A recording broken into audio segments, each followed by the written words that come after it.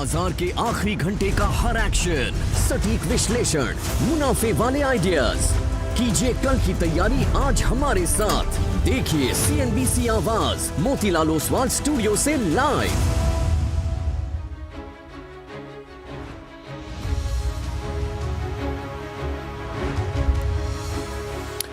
नमस्कार, CNBC आवाज़ Motilal Oswal studio में आप सभी का स्वागत है। भारतीय मार्केट्स के लिए एक खराब दिन, लेकिन इस शो की शुरुआत में एक अच्छी खबर आती हुई SBI के बहुत ही शानदार नंबर्स हर पैरामीटर पर, और SBI का स्टॉक इस समय सर्च कर रहा है डे हाई पर, लाइफ टाइम हाई पर। क्या ये मार्केट को लीडरशिप प्रोवाइड कर सकता है? क्या कल सुबह ब्रोकरेज ओपिनियन के बाद, नंबर्स पर रिएक्शन के बाद क्या SBI 1000 की तरफ जा सकता है? क्या वो हेल्प कर सकता है बैंक निफ्टी की?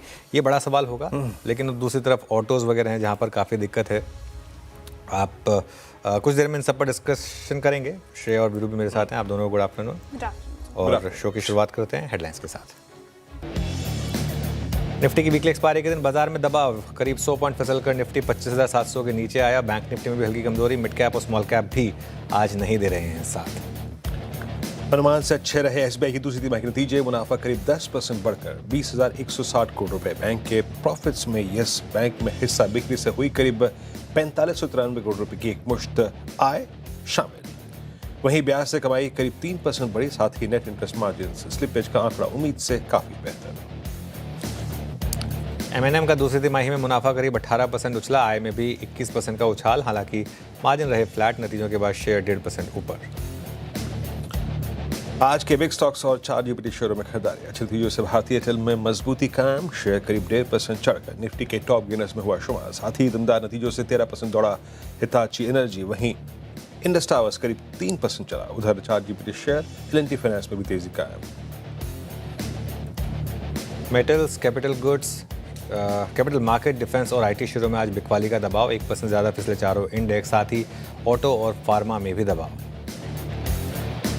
ठीक ठाक नतीजों के बाद टाइटन में खरीदारी कायम। शेयर करीब 3% मजबूत। वहीं दमदार रिजल्ट से 8% भागा सिटी यूनियन बैंक का शेयर। लेकिन कमजोर Q2 के चलते पावर ग्रिड में मुनाफा वसूली। शेयर 3% गिरकर डेरिवेटिव्स के टॉप लूजर्स में हुआ शुमार। हीरो मोटो के मंथली सेल्स ने बाजार को किया निराश। फेस्टिव सीजन और GST में कटौती के बावजूद अक्टूबर की बिक्री करीब 7% गिरी। शेयर 5% नीचे।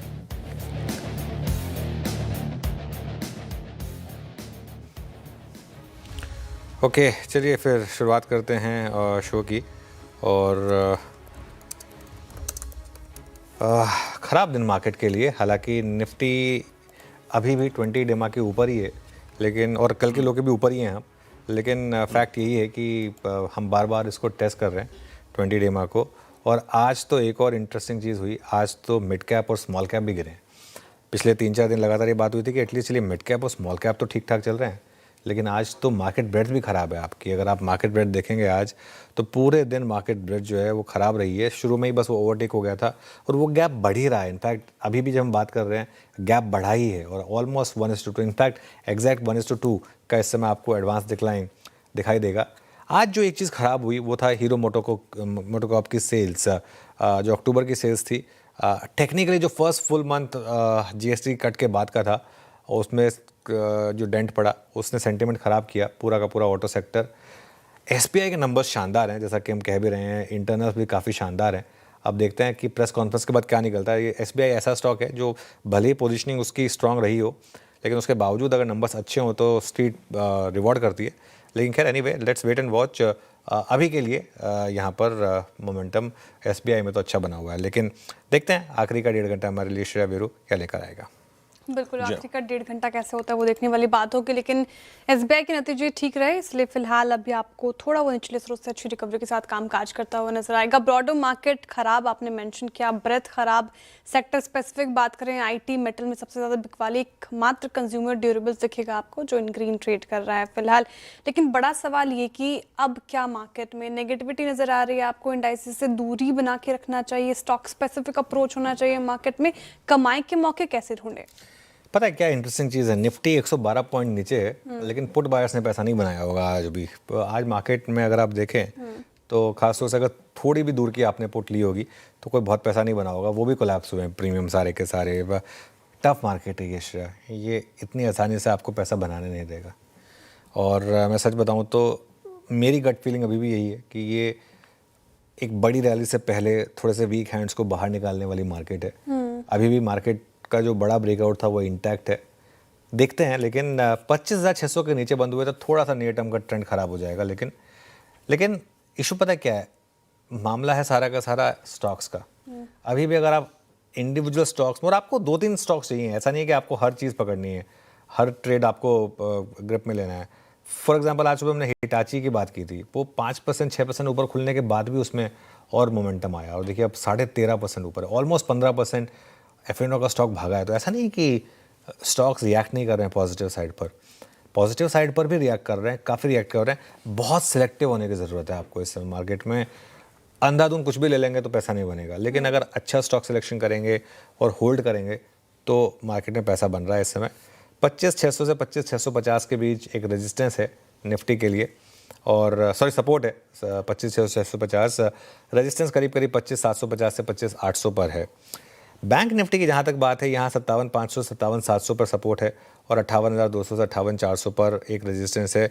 लेकिन मैं एक चीज़ बताऊँ ना, मेरा ये मानना है कि मार्केट में अभी भी आपको मौके दोनों तरफ के मिल रहे हैं। आप दोनों तरफ की ट्रेड्स अगर लेना चाहें तो आप ले सकते हैं, लेकिन निफ्टी के लिए डिसाइसिव फैक्टर रहेगा 20 डे का।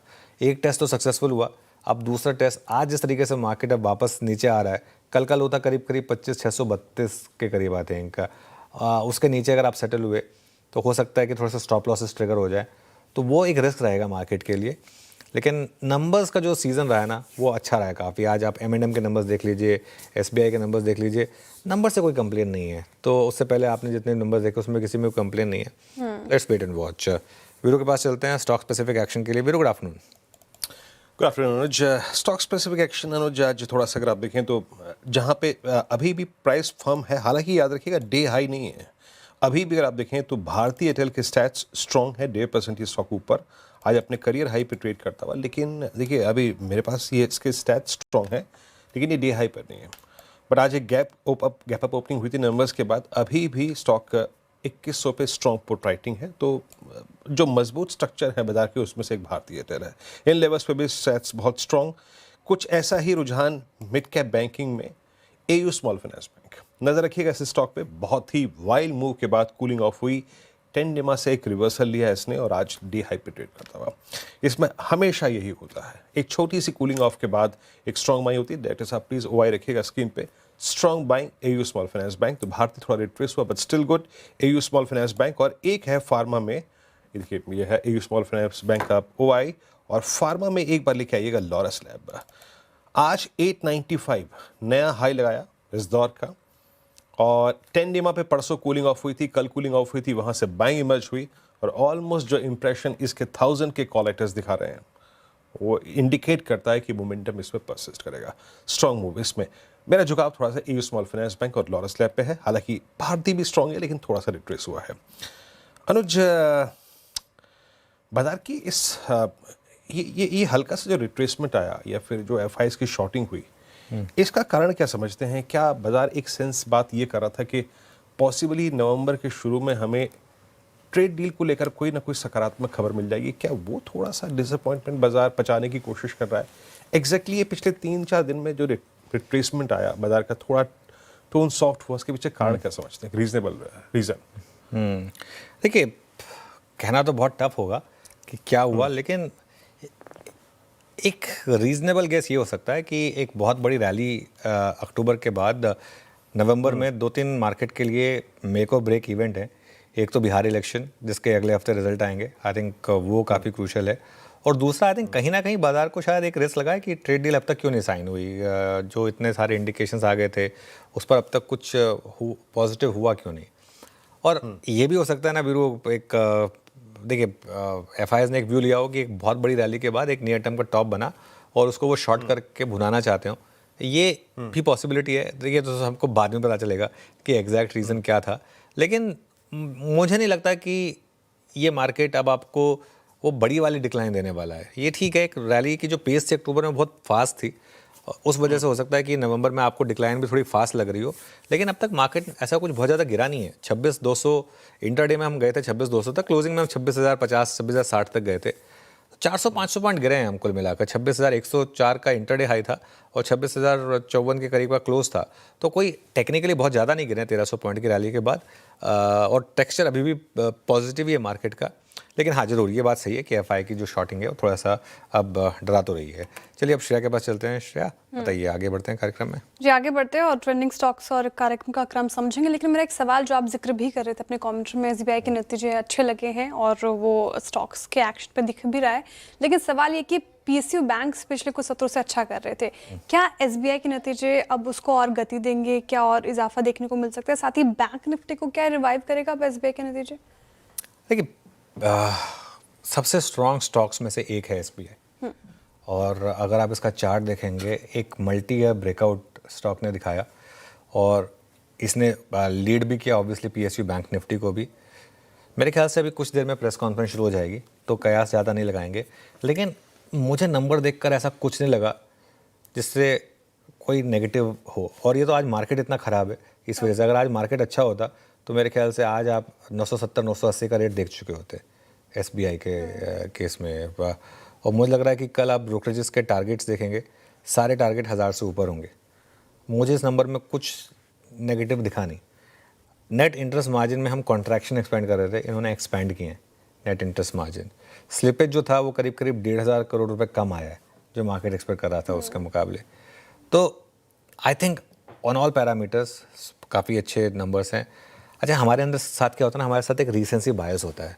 हम एसबीआई का सिर्फ 1 महीने का चार्ट देख रहे हैं और हमको लग रहा है कि एसबीआई बहुत चला है एसबीआई 1 महीने में। मैं मानता हूँ कि नहीं चला है, लेकिन अगर आप एसबीआई का अगर आप थोड़ा सा लंबा चार्ट देखेंगे, जैसे ये तो आज एक बार 1 महीने का और 1 साल का चार्ट देख लेते हैं एसबीआई का जरा।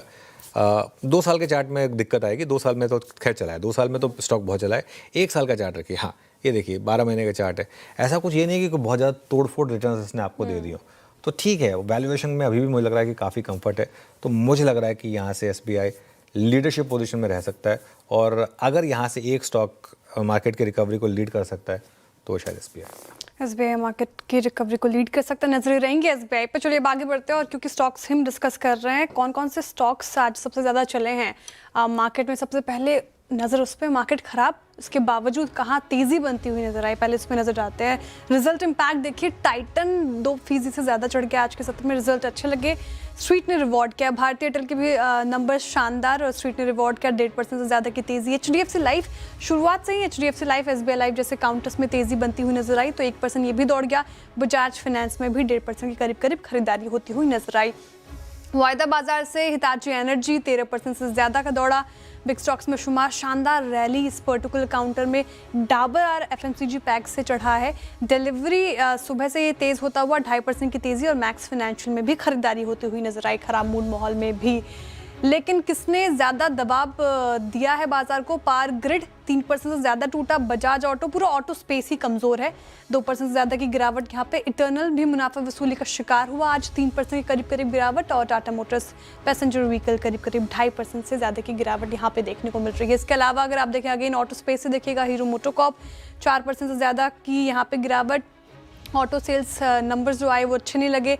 एनसीसी लिमिटेड 3% ज़्यादा टूट गया। तीतागढ़ में आज मुनाफा वसूली का चल रहा था स्टॉक, 3% ज़्यादा की गिरावट। और सोलार इंडस्ट्रीज अगर आप देखें तो यहाँ पर भी आज दबाव बनता हुआ नजर आया है, 3% से ज़्यादा फिलहाल। चलिए अब आगे बढ़ते हैं और कार्यक्रम का क्रम समझते हैं। आज हमारे साथ फंडामेंटल राय देने के लिए होंगी मोतीलाल ओसवाल की स्नेहा पोद्दार। टेक्निकल कॉल्स लेंगे हम प्रकाश गाबा, मानस जायसवाल, रचना वैद्य, कविता जैन, अमित सेठ और अरुण कुमार मंत्री जी से। 2:15 पर बोर्ड रूम में नतीजों पर टाटा कंज्यूमर का मैनेजमेंट जुड़ेगा। 2:20 पर यतिन मोता एसबीआई के नतीजों का रिव्यू करेंगे। साथ ही दीपाली राणा बताएंगे महिंद्रा एंड महिंद्रा के नतीजे कैसे रहे। 2:30 बजे आशीष चतुर्वेदी बताएंगे एमएनसी शेयर में क्या चल रहा है। 2:45 पर कंचन नौटियाल सन फार्मा और ऑरो फार्मा के नतीजों का प्रीव्यू लेकर आएंगे। 2:50 पर मार्केट वॉइस में हमारे साथ जुड़ेंगे इन्वेस्टेड पीएमएस के पार्टनर और रिसर्च हेड अनिरुद्ध गर्ग। 3:05 पर डीलिंग रूम चेक, 3:10 पर एनर्जेटिक परसों के लिए स्ट्रैटेजी और 3:15 पर बीटीएसटी एसटीबीटी कॉल्स। चलिए अब एक काम करते हैं, हमारे साथ हमारा पैनल तैयार है। शुरुआत करते हैं इस समय की ट्रेड्स की। गुड आफ्टरनून आप सभी को। रचना जी बताइए आपकी ट्रेड क्या रहेगी इस समय की? जी गुड आफ्टरनून। और मेरी ट्रेड रहेगी एंजल वन के फ्यूचर्स में, जिसको हम शॉर्ट करेंगे 2540 पे है ये करीब करीब। हम इसमें ऐसे लगाएंगे 2560 पे। डाउन साइड पे हमारा टारगेट होगा 2515 2515। ओके, एंजल वन सेल है 2538 पर रचना जी का। कविता जी गुड आफ्टरनून, आपका trade? Very good afternoon Viren ji, good afternoon everyone. Yes, capital market stock से ही मुझे लगता है सीडीएसएल पर भी फर्दर प्रेशर आता हुआ दिख सकता है। एक इन्वर्स फ्लैग फॉर्मेशन बनता हुआ दिख रहा है, 1541 के लेवल पर है। ब्रेकडाउन 1520 1500 तक जाता हुआ दिख सकता है। अंटिल काउंटर 1565 के लेवल के नीचे है, यहाँ एक प्रेशर बना रह सकता है। ओके, अभी तक 2 शॉर्ट साइड की ट्रेड आती हुई। गाबा से गुड आफ्टरनून, आप किस साइड है? लॉन्ग साइड हो रहेगा बजाज फाइनेंस। करीब 9 दिन का एक करेक्शन था, वो शायद खत्म हुआ लगता है, ऐसी जगह पर है। जगह बहुत अच्छी है बाउंस करने की अगर करना है तो। अब बजाज फाइनेंस ट्रेड करा है करीब 1054 के आसपास। स्टॉप लगाना चाहिए 1047 का, ज्यादा नहीं, 47 3 और 4 7 रुपए का स्टॉप। टारगेट होगी 1080। पॉसिबल है बजाज फाइनेंस। बजाज फाइनेंस। मानस जी गुड आफ्टरनून, आपके पे क्या रहेगी? गुड आफ्टरनून अनुज जी। तो देखिए, एक बाय रिकमेंडेशन है आईसीआईसीआई जीआई में खरीदारी करने की राय रहेगी। यहाँ पर कंसोलिडेशन के बाद स्टॉक ने एक ब्रेकआउट दिया है, वॉल्यूम्स बेहतर है, तो यहाँ पर खरीदारी करने की राय रहेगी। 2019 2019 के स्टॉप लॉस खरीदारी करेंगे। 2090 तक के टारगेट्स पॉसिबल है, ये कैश टेबल्स हैं। चाहे तो 2040 का कॉल ऑप्शन जो 47 रुपीज के आसपास ट्रेड हो रहा है उसमें खरीदारी कर सकते हैं। 34 रुपीज का आपको स्टॉप लॉस लगाना है इस ऑप्शन में, और 70 रुपीज 70 रुपए के टारगेट सेट करने हैं। ओके, एक्सिस लोम्बार्ड आप 2040 की कॉल भी बाय कर सकते हैं और फ्यूचर्स के साथ साथ। अमित जी गुड आफ्टरनून, आपका trade? Good afternoon Viren ji, good afternoon Anuj ji, Shreya ji and everybody on the panel. Anuj ji, first choice तो डेफिनेटली बजाज फाइनेंस का काफी पॉजिटिव स्ट्रक्चर है, एक अच्छे जोन से रिवर्सल दे रहा है। लेकिन उसके अलावा जो मुझे अच्छा लग रहा है that is max financial services. यहाँ पे पिछले 9-10 कैंडल का एक रेंज ब्रेकआउट हुआ है। स्टॉक अपने 50 डेमा 10 20 50 तीनों रिगेन किया है, और एक अच्छा खासा कंसोलिडेशन के बाद स्टॉक ऊपर आ रहा है। तो मैक्स फाइनेंशियल में बाय करने की सलाह है। 1570 का स्टॉप लॉस रहेगा, और टारगेट्स हमारे रहेंगे 1625 के। Okay, max financial. Amit ji यहाँ पे खरीदारी की राय। तो 3 बाई साइड की ट्रेड आई, 2 शॉर्ट साइड की ट्रेड आपके लिए एक बार स्क्रीन पे रख देते हैं। रचना जी ने एंजल वन यहाँ पर बिकवाली की राय उनकी तरफ से, शॉर्ट साइड की ट्रेड। टारगेट और स्टॉप लॉस आपके स्क्रीन पर आएगा। साथ ही कविता जी ने सीडीएसएल चुना, यहाँ पर भी बिकवाली की राय। और कैपिटल मार्केट स्टॉक्स में आज देखें तो थोड़ी गिरावट, 1500 तक के नीचे के टारगेट, 1565 का आपको स्टॉप लॉस मेंटेन करना है। गाबा जी ने बजाज फाइनेंस ये पर्टिकुलर काउंटर चुना है, खरीदारी की राय, अच्छा लग रहा है उनको। 1080 तक के टारगेट देख रहे हैं वो, 1047 का स्टॉप लॉस मेंटेन कीजिए। मानस जी ने आईसीआईसीआई लोम्बार्ड, और पूरा स्पेस अगर आप देखें तो यहाँ पे खरीदारी होती हुई नजर आ रही है आज। तो 2090 तक के टारगेट एक्सपेक्टेड है, 2019 का आपको स्टॉप लॉस लगाना है। अमित जी ने अभी मैक्स फाइनेंशियल चुना, हालांकि उनकी पहली चॉइस बजाज फाइनेंस है, लेकिन मैक्स फाइनेंशियल भी साउंड नजर आ रहा है उनको। 1625 टारगेट, 1570 का स्टॉप लॉस। अब फंडामेंटल आइडिया के लिए हमारे साथ स्नेहा पोदार जी हैं। स्नेहा जी गुड आफ्टरनून, स्वागत है आपका कार्यक्रम में। बताइए आपका फंडामेंटल आइडिया क्या होगा? Good afternoon. मेरी फंडामेंटल आइडिया सुज़लॉन है। सुज़लॉन ने आज बहुत ही दमदार नंबर्स डिक्लेयर किए, जहाँ पे PAT almost 4 to 5 times grow किया है, एंड इनकी जो ऑर्डर बुक है वो ऑल टाइम हाई 6.2 गीगावाट पे। इनफैक्ट मैनेजमेंट काफ़ी कॉन्फिडेंट है कि वो मिनिमम 5 गीगावाट की ऑर्डर बैकलॉग हमेशा मेंटेन कर सकेगी। तो ये जो स्ट्रॉन्ग ऑर्डर बैकलॉग है एंड स्ट्रॉन्ग एग्जीक्यूशन कैपेबिलिटीज़ के चलते, एंड प्लस जो लोकलाइज्ड सप्लाई चेन बेनिफिट्स जो कंपनी को मिलती है, इन सब के चलते काफ़ी कॉन्फिडेंट है ओवरऑल कंपनी के एग्जीक्यूशन कैपेबिलिटीज पे। एंड आगे 2-3 साल के लिए कम से कम 50% अर्निंग्स कैगर एक्सपेक्ट कर सकते हैं। प्लस जो ओवरऑल इनकी जो ईपीसी सेगमेंट की कंट्रीब्यूशन है वो भी 20% से राइज होकर 50% होने की संभावना है ओवर नेक्स्ट 2-3 ईयर्स, जो कि फर्दर इनके ओवरऑल एबिटा मार्जिन्स को इम्प्रूव करेगी। तो काफ़ी अच्छा स्ट्रॉन्ग आउटलुक बन रहा है सुज़लॉन एनर्जी पे, दोनों ही near term and long term perspective से। इसे रडार पे रख सकते हैं with a target price of 80। Okay, Suzlon energy में 80 रुपीज़ के टारगेट के लिए आप अप्रोच करेंगे। स्नेहा जी गुड आफ्टरनून। स्नेहा जी, एसबीआई पर क्या हाउस व्यू है? जो नंबर्स आए उस पर आपका प्राइमा फेसी क्या रिएक्शन है? एसबीआई के नंबर्स काफ़ी अच्छे आए हैं, हमारे एस्टिमेट से बेटर है। एंड जो एसेट क्वालिटी है काफ़ी रेजिलिएंट रही है। एंड जो ओवरऑल लोन डिसबर्समेंट्स है काफ़ी हेल्दी है। तो एसबीआई इनिशियल नंबर्स देख के काफ़ी कॉन्फिडेंस मिल रहा है। चांसेस है कि यहाँ से अर्निंग्स को थोड़ी सी और अपग्रेड किए जा सकते हैं। ओके, अर्निंग्स में थोड़ा और अपग्रेड आ सकता है एसबीआई में। मानस, एसबीआई ऑल टाइम हाई पर है अब स्टॉक। अब यहाँ पर कोई फ्रेश ट्रेड अगर किसी को लेना हो ऑप्शंस के ज़रिए या फ्यूचर्स के ज़रिए, तो सबसे पहली बात तो एंट्री लेवल क्या होगा अच्छा, और स्टॉप लॉस क्या होगा? देखिए, स्टॉक का जो बेसिक ट्रेंड है वो काफी पॉजिटिव बना हुआ है। Medium to long term trend काफी पॉजिटिव है। शॉर्ट टर्म के लिए अगर एक ट्रेड लेना हो तो मेरे ख्याल से यहाँ पर करंट लेवल्स पे भी खरीदारी कर सकते हैं। 940 करीब करीब 13-14 रुपए का आपको स्टॉप लॉस नीचे की तरफ लगा के चलना है। लेकिन ऊपर की तरफ 975 और 990 ये दो टारगेट आप देख सकते हैं आने वाले टाइम में। अगर ऑप्शन में ट्रेड लेना चाहे तो at the money call option लेंगे। 950 वाला कॉल ऑप्शन एसबीआई का 22 रुपए पे ट्रेड हो रहा है। 16 रुपए का आपको स्टॉप लॉस लगा के खरीदारी करनी है। 35 से 50 रुपए तक के टारगेट आपको एसबीआई के 950 के कॉल ऑप्शन में भी देखने को मिल सकते हैं। वेल, मार्केट कोलैप्स कर रहा है, एक बार जरा निफ्टी लेकर आइए आप। अब हम कल के लो के नीचे हैं और even 20 day exponential moving average के नीचे अब हम ट्रेड कर रहे हैं निफ्टी पर। 25,620, इंटरडे लो करीब करीब 25,607 का था। चलिए आगे बढ़ते हैं, टाटा कंज्यूमर के नंबर्स पर बात करते हैं। मुनाफा 11% और रेवेन्यू 18% बढ़ा है। हमारे साथ टाटा कंज्यूमर के एमडी और सीईओ सुनील डिसूजा मौजूद हैं। Sunil ji, good afternoon. आपके नंबर्स अच्छे रहे लेकिन थोड़ा सा मार्केट को एक कंसर्न रहा मार्जिन्स को लेकर।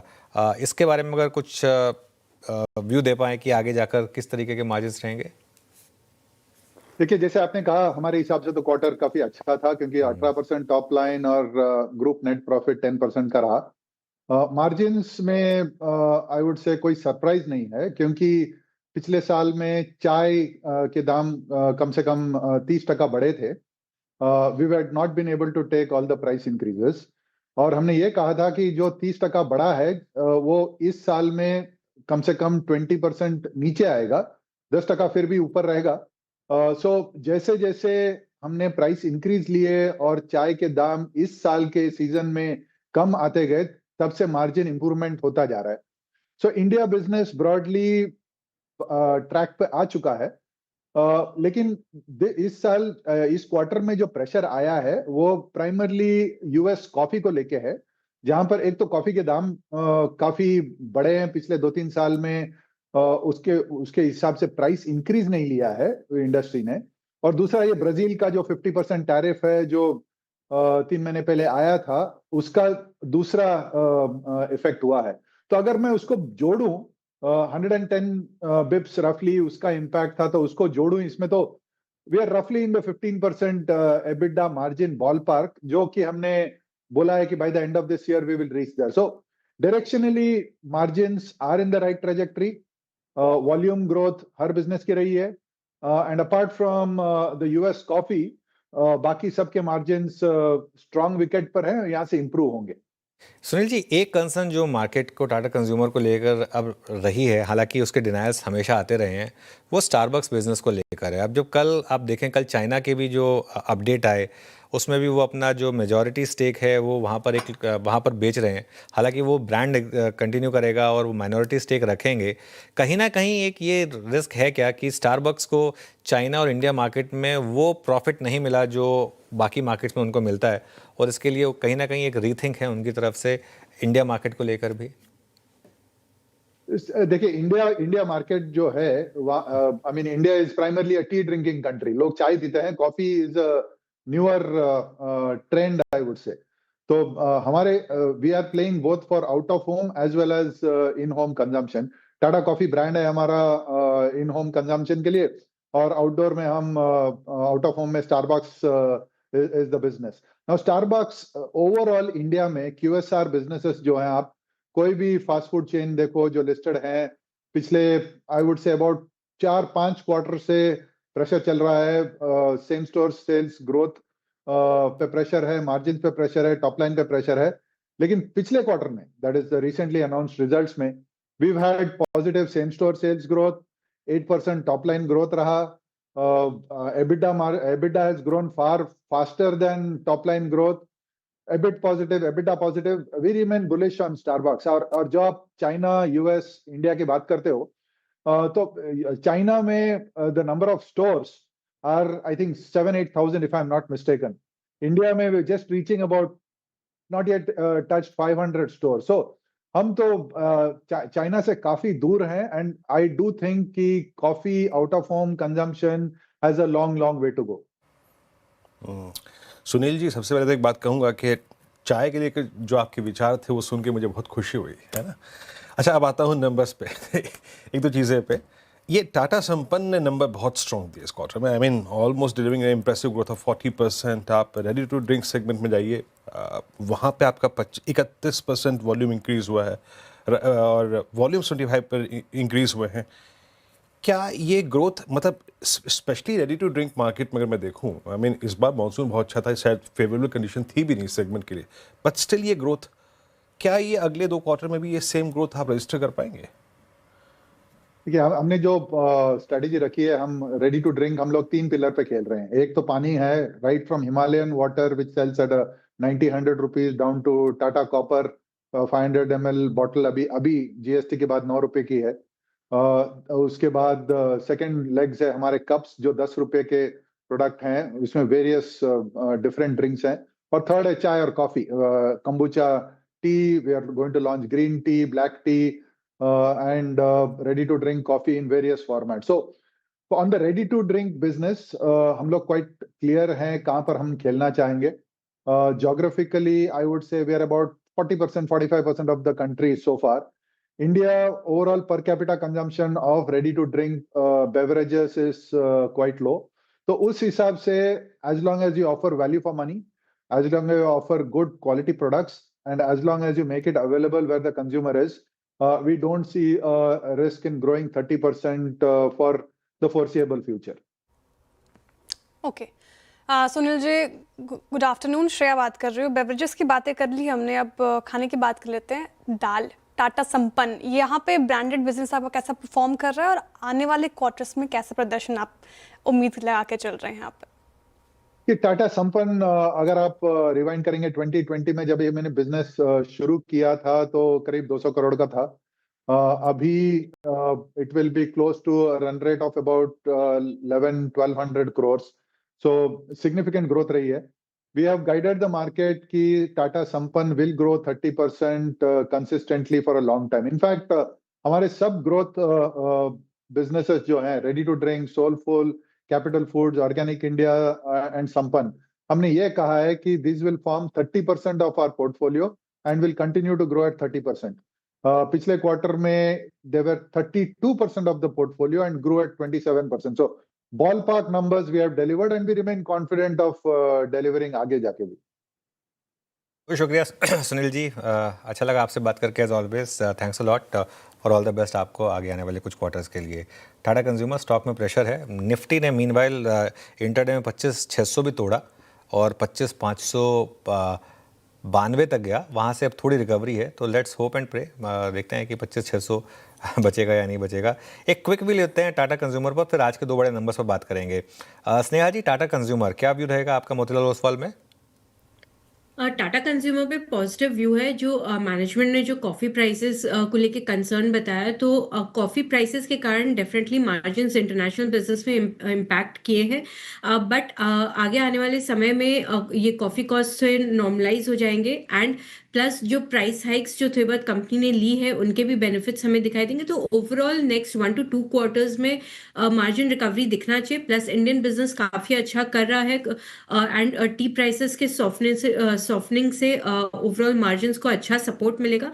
तो नेट एंड नेट काफ़ी अच्छा लग रहा है टाटा कंज्यूमर। एंड अगर लॉन्ग टर्म पर्सपेक्टिव से देखें तो इनके सारे ही सेगमेंट्स काफ़ी अच्छे कर रहे हैं। एक मार्जिन कंसर्न था जो कि ग्रेजुअली है ना, वो भी हर्डल रिमूव होती हुई दिखाई दे रही है। खरी बात होगी टाटा कंज्यूमर की। वैसे एक चीज़ बताऊँ मैं, स्टारबक्स के साथ दिक्कत पता है क्या है? अगर मुझे कॉफ़ी पीनी है तो मैं मद्रास कैफ़े जाता हूँ, और अगर मुझे चाय पीनी है तो मैं चाय हाउस चला जाता हूँ, क्योंकि इनकी कॉफ़ी बहुत महंगी है और चाय इनकी बहुत बेकार है, तो इसके लिए है ना, तो इसके लिए क्या करें अब। हाँ, लेकिन अगर कुछ मीटिंग्स वगैरह करनी हो तो उसके लिए स्टारबक्स अच्छा है वैसे। हाँ, एमबीएस अच्छा है यहाँ का। चलिए खैर, अब बात करते हैं निफ्टी की दो बड़ी कंपनियाँ एसबीआई और एम&एम, दोनों के नंबर्स आए पिछले 2 घंटों में। कैसे रहे नंबर्स, हम यतिन से जानेंगे और दीपाली से जानेंगे। पहले यतिन के पास चलते हैं। एसबीआई के नंबर्स अभी आए हैं। यतिन, कैसे लग रहे हैं नंबर्स? तो नंबर्स एक्सपेक्टेशन से काफ़ी बेहतर हैं। इनफैक्ट जो ऑपरेशनल नंबर्स हैं, इंटरनल्स हैं, यहाँ भी शानदार मोमेंटम है। अगर एसबीआई के नेट इंटरेस्ट इनकम की बात करें तो शानदार 43,000 करोड़ के आसपास साल दर साल 3% की ग्रोथ। मुनाफा 20,000 करोड़ के पार आता हुआ नज़र पड़ रहा है। 20,160 करोड़ का नंबर, 10% की ग्रोथ। ऑब्वियसली इसके अंदर येस बैंक का इस क्वार्टर में गेन जुड़ा हुआ है, जिसके कारण प्रॉफिट को एक बूस्टर मिल रहा है, बट ये एक्सपेक्टेड लाइंस पे था।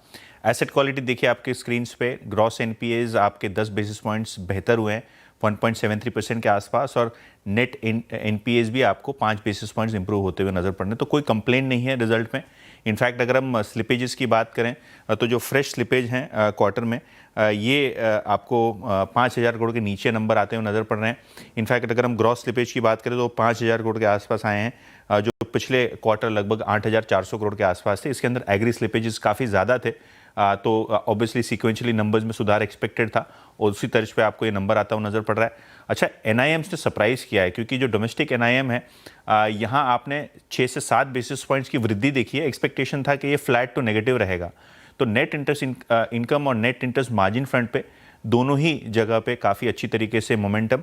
इनफैक्ट जो पूरे एसबीआई का कंसोलिडेटेड एनआईएम है, इंटरनेशनल बुक को अगर आप मिला भी लें तो यहाँ भी आपको नेट इंटरेस्ट मार्जिन में सुधार देखने को मिल रहा है। तो दोनों ही तर्ज पे डोमेस्टिक और कंसोलिडेटेड नंबर्स काफ़ी शानदार एसबीआई के लिए। काफ़ी शानदार नंबर है एसबीआई के और वो अभी स्टॉक पर रिफ्लेक्ट भी कर रहा है। लेकिन महिंद्रा एंड महिंद्रा की भी चर्चा कर लेते हैं। और पूरा स्पेस अगर आप देखें तो प्रेशर में, लेकिन महिंद्रा एंड महिंद्रा 1% अप। कैसे रहे नतीजे, दीपाली से समझ लेते हैं। दीपाली, गुड आफ्टरनून, बताइए। Good afternoon. और एमएनएम के नंबर्स एक्सपेक्टेशन से बेटर साइड पर रहे हैं। स्पेशली जो प्रॉफिटेबिलिटी का आंकड़ा है वो अनुमान से काफ़ी बेहतर रहा है। ऑल्दो जो हमने एक्सपेक्टेशंस रखी थी, हमारे एक्सपेक्टेशंस के काफ़ी क्लोज ये आंकड़े आते हुए दिखाई दे, फिर चाहे वो रेवेन्यू का रहा, मार्जिन्स का रहा, या फिर एबिटा का ही क्यों ना रहा। रेवेन्यूज़ में 21% की ग्रोथ रिपोर्ट की है। हम 20% के आसपास की ग्रोथ एक्सपेक्ट कर रहे थे। प्रॉफिटेबिलिटी के आंकड़े ने डेफिनेटली एक्सपेक्टेशन से काफ़ी ज़्यादा रहा है। 18% की ग्रोथ यहाँ रही है।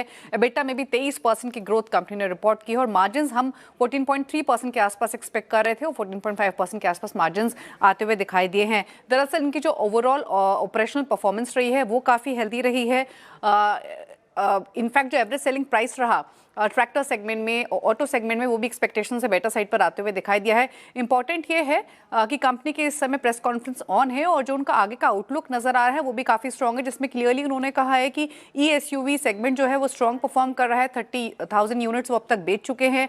एक नई इलेक्ट्रिक गाड़ी 27 नवंबर को ऑलरेडी लॉन्च होने जा रही है, जो कि 7 सीटर इलेक्ट्रिक गाड़ी रहेगी। 25% के आसपास का मार्केट शेयर है। फार्म इक्विपमेंट सेगमेंट को देखेंगे तो वहाँ भी लगभग 32% की वॉल्यूम ग्रोथ इस क्वार्टर में रिपोर्ट की है। तो ओवरऑल अगर आप हर पैरामीटर पर अर्निंग्स देखें तो ऑटोमोबाइल सेगमेंट ने भी आउट परफॉर्म किया है और प्लस फार्म सेगमेंट ने भी अच्छे नंबर्स रिपोर्ट किए हैं। ऑल्दो मैनेजमेंट ने क्लियरली कहा है कि ऑटो सेगमेंट में नंबर्स इससे भी बेटर हो सकते थे। जीएसटी कट जो आने वाला था उसके पहले जो बाइंग थी वो डेफर होते हुए दिखाई दी थी। कुछ लॉन्चेस भी कंपनी ने अपने होल्ड किए थे। थार के लॉन्च को पोस्टपोन कर दिया था। जीएसटी का वेट कंपनी कर रही थी। तो इस तरीके का भी इम्पैक्ट रहा है। अगर इसको एक्सेप्शनली हटाकर देखें तो नंबर्स एक्सपेक्टेशन से ओवरऑल बेटर दिखाई दे रहे हैं। दीपाली बहुत बहुत शुक्रिया, नितिन बहुत बहुत शुक्रिया। नंबर्स एक्सपेक्टेशन से मैडम की केस में अच्छे हैं। और एक और चीज़ जो फेवर में आती है मैडम कि वो ये कि वो अगस्त, सितंबर, अक्टूबर का एग्रेशन नहीं है इस चार्ट में। इसके अगर कंपैरिजन में आप मारुति को देखें या फिर किसी अन्य स्टॉक को देखें, वो एग्रेशन था। इसकी प्लेसमेंट न्यूट्रल है। बट फिर भी मानस एमएनएम आप देखिए अगेंस्ट ऑल ऑड्स, मतलब ऑड्स इन द सेंस कि आज जितने स्टॉक्स कोलैप्स हो रहे हैं इसके हाथ में, इसके फेवर में वही चीज़ आ रही है, प्लेसमेंट। आपका टेक क्या है? क्या 35-80 पे कोई आपको पोजिशनल ट्रेड नजर आता है क्या नंबर्स के साथ एमएनएम पर? देखिए, जगह तो सही है जहां से एमएनएम वापस रैली रिज्यूम कर सकता है, क्योंकि अगर आप देखें तो पिछले 2-3 मंथ में कई बार 50 डे मूविंग एवरेज पे स्टॉक ने सपोर्ट किया है और इस बार भी 2 दिन पहले स्टॉक ने 50 डे मूविंग एवरेज पे सपोर्ट किया। वापस हमने 10 एंड 20 डे मूविंग एवरेज को रीगेन कर लिया। वॉल्यूम्स आज बेहतर है, तो जगह तो सही है। अगर एक पोजिशनल ट्रेड लेना हो तो करंट लेवल्स पे 3500 रुपए के स्टॉप लॉस से एक पोजीशन ट्रेड लिया जा सकता है, इस उम्मीद में कि अगर 3650 3650 के लेवल्स ब्रेक हो गए तो फिर उसके ऊपर आपको 150 से 200 रुपए की तेजी मैंने मोड़ दिखा देगा। Okay, meanwhile SBI day high पर आया, अभी फ्रेश इंटरडे हाई लगाया एसबीआई ने, तो अच्छा मोमेंटम यहाँ पर। कुछ हद तक मार्केट को कोलैप्स होने से एसबीआई ही बचा रहा है शायद अब तक। कैश कॉल्स लेते हैं गाबा सर से, कविता जी से और अरुण जी से। गाबा सर बताइए आपका cash call. Good evening to you. Stock का नाम है Ajanta Pharma. Ajanta Pharma trade करा 2617 पर, बहुत अच्छा बेस बना हुआ और बढ़िया ब्रेकआउट बना था करीब 2500 के आसपास। मेरे ख्याल से अब स्टॉप लगाना चाहिए करीब 2575 का, ज्यादा नहीं, 2517 40 रुपए का करीब स्टॉप है। मेरे ख्याल से टारगेट करीब 2700 के होंगे, लेकिन उससे वक्त लगेगा। स्पिल ओवर ट्रेड बन सकता है Ajanta Pharma. Ajanta pharma 3% up, ये बाई साइड की ट्रेड गाबा सर की तरफ से। अरुण कुमार मंत्री जी भी हमारे साथ जुड़ रहे हैं शो में। अरुण जी, स्वागत है आपका कार्यक्रम में। बताइए इस वक्त का कैश कॉल क्या होगा आपका? श्रेया जी गुड आफ्टरनून। श्रेया जी, मुझे लग रहा है असाही इंडिया में बाई करने की सलाह रहेगी। 952 953 के आसपास चल रहा है ये स्टॉक। मुझे लग रहा है शायद 4 डिजिट की तरफ भी जाता हुआ नजर आए, तो 1002 का टारगेट रहेगा। करंट लेवल पे बाई करें और 935 के आसपास का स्टॉप। ओके, कविता जी आपका कैश ट्रेड। वीरेंद्र जी, मुझे लग रहा है CESC यहाँ पर एक बहुत अच्छी बेस बिल्डिंग बनी है अराउंड 179 के लेवल पर, जो कि इसका 50 EMA भी है। अपसाइड मोमेंटम 185 189 के लेवल तक जाता हुआ दिख सकता है। सो अंटिल काउंटर 179 के लेवल को होल्ड किए हुए हैं, यहाँ पर आप एक बाय ट्रेड ले सकते हैं for the price move of 185 189।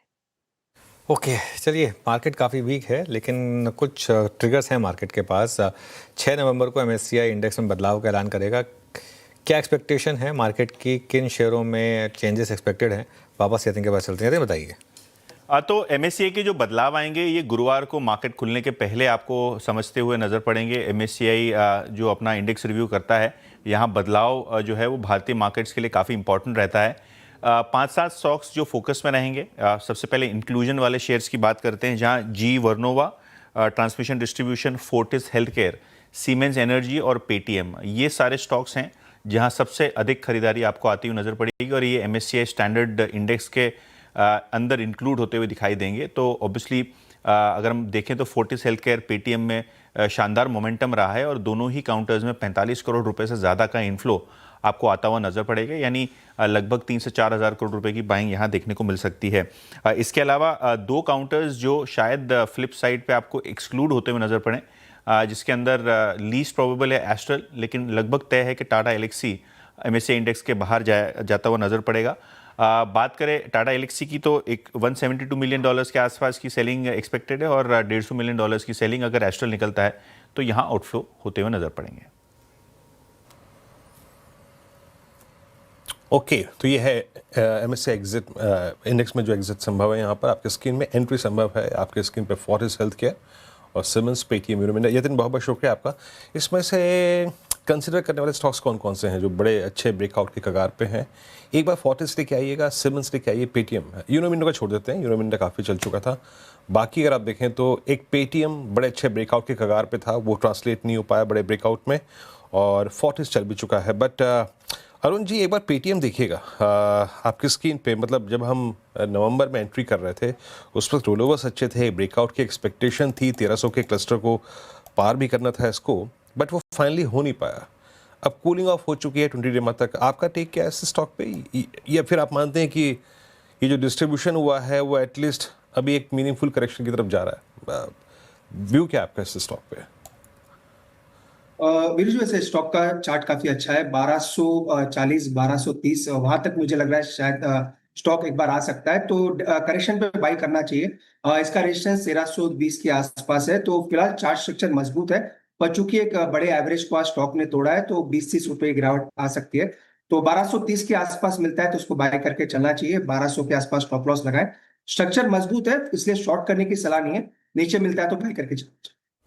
Okay, चलिए अब बात करते हैं आज के एक्सीडेंट ऑफ द डे की। कमज़ोर अक्टूबर बिक्री के बाद हीरो मोटो 4% से ज़्यादा गिरा। ध्यान रखिएगा, हीरो मोटो एक्चुअली सबसे ज़्यादा चला था GST कट के बाद, क्योंकि सबसे ज़्यादा एक्सपेक्टेशन यही थी कि GST कट का सबसे ज़्यादा बेनिफिट यहीं मिलेगा। लेकिन ऐसा क्या हुआ हीरो मोटो में? दीपाली से समझते हैं। Deepali, good afternoon. Good afternoon. और डेफिनेटली जो इम्पैक्ट देखने को मिल रहा है वो अक्टूबर सेल्स जो रही हैं कंपनी की उस वजह से रहा है। एक्सपेक्टेशंस नहीं थी कि 6% ड्रॉप देखने को मिलेगा ओवरऑल अक्टूबर सेल्स में, और इनफैक्ट डोमेस्टिक सेल्स में भी 8-8.5% की गिरावट रही है सालाना आधार पर। ऑल्दो एक्सपोर्ट्स आपको 43% बढ़ते हुए दिखाई दे रहे हैं, लेकिन एक्सपोर्ट्स का ओवरऑल कंट्रीब्यूशन सेल्स में, रेवेन्यू ग्रोथ में उतना नहीं है, इसीलिए उसका वो पॉजिटिव स्टांस नहीं देखने को मिल रहा है। लेकिन जो आंकड़े रहे हैं अक्टूबर सेल्स के, टोटल डोमेस्टिक सेल्स या फिर डोमेस्टिक सेल्स जो नहीं है वो एक्सपेक्टेशन से लोअर साइड पर रही हैं। इंपॉर्टेंट ये है कि ये आंकड़े ज़्यादा डिसअपॉइंट इसलिए भी कर रहे हैं क्योंकि टू व्हीलर पैक में अगर आप बाकी राइवल्स के नंबर्स देखेंगे तो वो बेहतर आते हुए दिखाई दिए हैं। सिर्फ एक हीरो मोटोकॉर्प है जिनकी सेल्स में 6-6.5% का ड्रॉप देखने को मिला है, इसीलिए इस तरीके का रिएक्शन भी इस स्टॉक में आया है। अब ये स्टॉक आगे भी फोकस में रहेगा क्योंकि अगले हफ्ते अर्निंग्स आने हैं। 13 नवंबर को कंपनी अपने नंबर्स रिपोर्ट करेगी, तो अब जो फोकस है वो अर्निंग्स पर शिफ्ट होते हुए दिखाई देगा। ऑल्दो जो अर्निंग्स हैं Q2 की वो अच्छी एक्सपेक्टेड हैं कंपनी की तरफ से। ओवरऑल जो Q2 में सेल्स ग्रोथ रही थी, वॉल्यूम ग्रोथ रही थी, वो डबल डिजिट में रही थी, तो अब अर्निंग्स पर फोकस शिफ्ट होते हुए दिखाई देगा। ऑल्दो मैनेजमेंट की तरफ से जो स्टेटमेंट आया है इन सेल्स नंबर्स के साथ, उसमें उन्होंने क्लियरली कहा है कि हमारा प्रोडक्ट पाइपलाइन स्ट्रांग है, डिमांड रोबस्ट है, इंटरनेशनल मार्केट्स में हम कंसिस्टेंटली एक्सपैंड कर रहे हैं, और इसीलिए रिमेनिंग FY26 में भी जो वॉल्यूम ग्रोथ रहेगी, जो सेल्स ग्रोथ रहेगी, वो स्ट्रांग रहेगी। लेकिन अक्टूबर सेल्स नंबर्स ने डिसअपॉइंट किया है, इसीलिए इस तरीके का रिएक्शन स्टॉक में आ जाते हुए दिखाई दिया है।